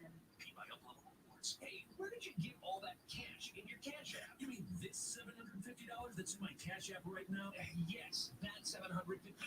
Where did you get all that cash? Easy. I went to getcash54.com and claimed $750. You claimed $750. Yeah, just go to getcash54.com and follow the simple instructions on the site. Once you finish, the $750 is yours. It's that easy to claim $750. Yes, you just answer the basic questions on the site and claim the deals they show you and get $750 since your Cash App. Well, I'm always short on cash. I'm going to getcash54.com right now to claim my $750. Ready to claim your $750? Get started right now at getcash54.com. Go to getcash54.com. Just go to getcash54.com. Follow the simple instructions and claim your $750 fast. Diesel has found a YouTube channel of a Scottish dude who's drunk reviewing movies. Love it. I'm in. I'm all in. I'm all in.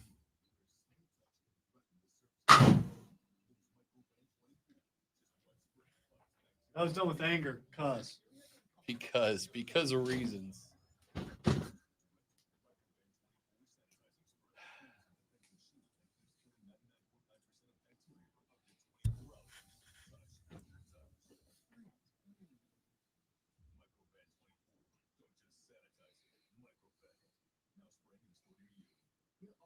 For some fun with the family, so you order the essentials: a new board game, some baking supplies, and even a new projector for outdoor movie. And with the Bank of America customized Cash Rewards credit card, you can choose to earn 3% cash back on online shopping, which could increase up to 5.25% as a preferred. I think on my vacation, I'm going to grab a tent, go out in the woods, and just reflect. Like an old-fashioned popcorn machine. Which means I'm just going to go out in the backyard for a while. And finally, copyright 2021 Bank of America Corporation. Pitch the tent, which yes, I do have some tents, but I've got two. yeah, I've got two also. And as soon as I hear the noises that I'll hear, I'll just get up and go in the house. I'll take the tent down, I am, in the daylight. I'm glad I just get to go watch basketball the next 2 days. 4 days. 4 days. 3 of 4 days.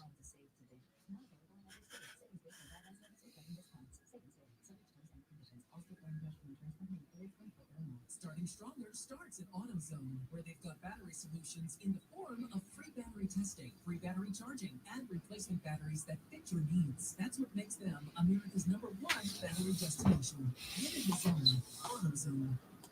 Cutting the price of your wireless still feels good. Really good. Actually, it feels great. You should try it out. So cut your bill by switching to this plus. Now offering a $45 silver unlimited plan with 5 gigabytes of hotspot and nationwide 5G on America's largest, most dependable network. The $45 silver unlimited plan from Straight Talk. Straight Talk Wireless. No concern, no compromise. Only people spend on CTs and commissions at StreetTalk.com. 5G capable device acquired. Coverage and speed. To show you how easy it is to file a claim with Geico, we hired a nature show host. In the native habitat of a suburban driveway, the poor victim of a broken windshield is left assessing his vehicle, utterly helpless. Well, not true. If he's got Geico, he can file a claim online, over the phone, or with his handy mobile app. But as a owner's illness, suddenly was left to fend for himself away from his terrible fate. Nope. Geico will assign him a designated claims team to help him out too. So that his help his car fixed and everything. Wow, nature is so cool. Geico, great service without all the drama.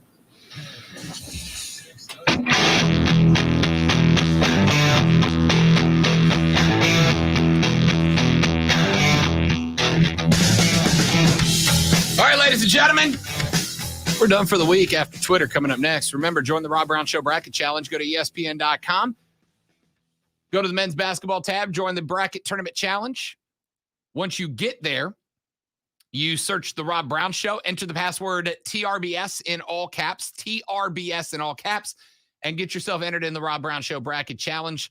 #1 overall bracket is going to get to do a segment on the show with Lonzo and I. Any bracket that beats both Lonzo and I is going to get a personalized shout out on the air, which you can custom, not like a long one, you get like 2 minutes, but like you can wish somebody happy birthday or happy anniversary or make a major announcement to the world, whatever you want it to be. Go to ESPN.com, go to the Tournament Bracket Challenge, select the Rob Brown Show Challenge as your group, enter TRBS in all caps as your password, and see if you can outpick Lonzo in the brackets, ladies and gentlemen. So what if they won and they decided that they had a shout out, but they wanted Rob to read it in the NPR voice? Fine by me. I don't care. It's your shout out. Okay. I'm just NPR voice. I can go classic annoying actor voice, which I've got in the bag. Jonathan wishes Mary the happiest of birthdays. Whatever you want. I don't care. I left shame at the back door about 100 years ago. All right. I don't care anymore. We're just here to have fun, y'all. We're just here to have fun, entertain you. Text says Duke will lose Friday. Bye, Coach K.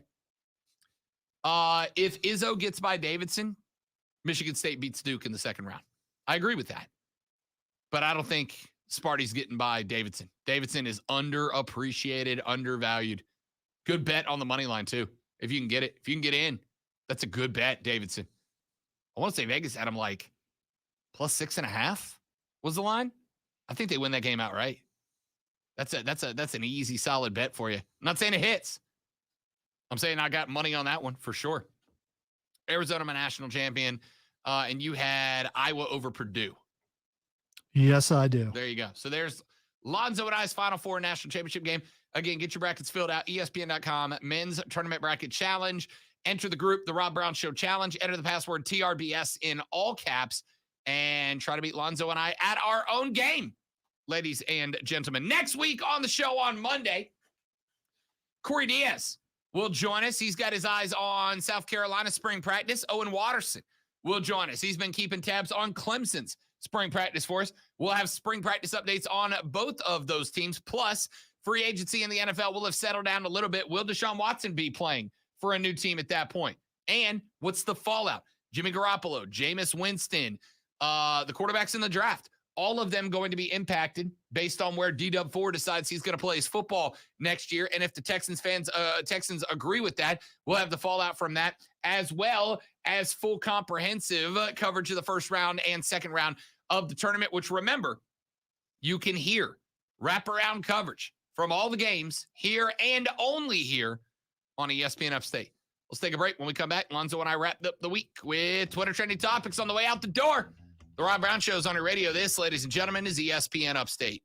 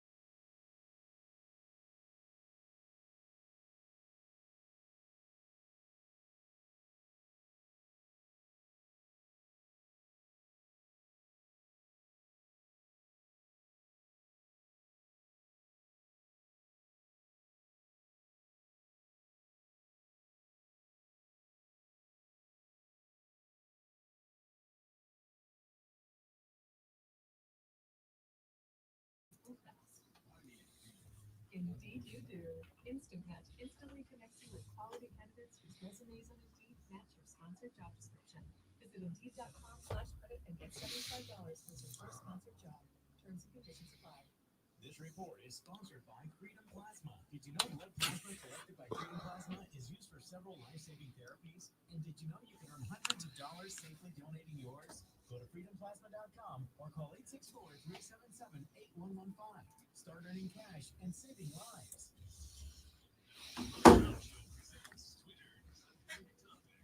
All right, time for Twitter trending topics.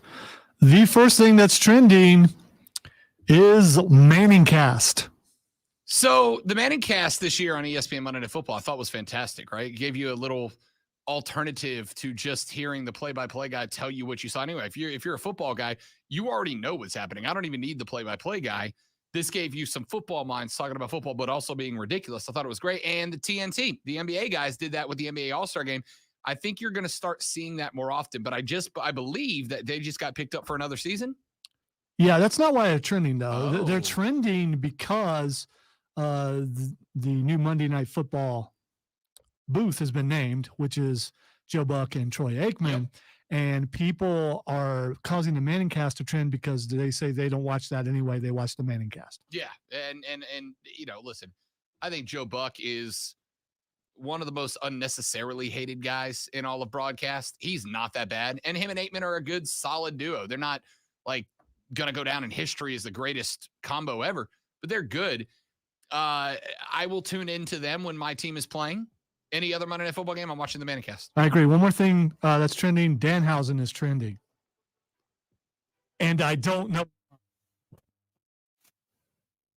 I'm just going to curse you till the end of the show. No idea why he's trending. I don't know. The show's not till tonight. I think he's Does he make trolling. his debut tonight, He's maybe? trolling MJF, calling him Mike. And I think that's the reason why he's trending. If you haven't seen yet, go look at MJF's mom's birthday wish to Maxwell Jacob Friedman, the best heel in the game right now. We'll see. That's it for us, ladies and gentlemen. Remember, we're off tomorrow and Friday for NCAA tournament coverage. We'll be back on Monday. Don't drink and drive. I'll punch you in the face. See you then. Back here on the Rob Brown Show on ESPN Upstate. Later, brother.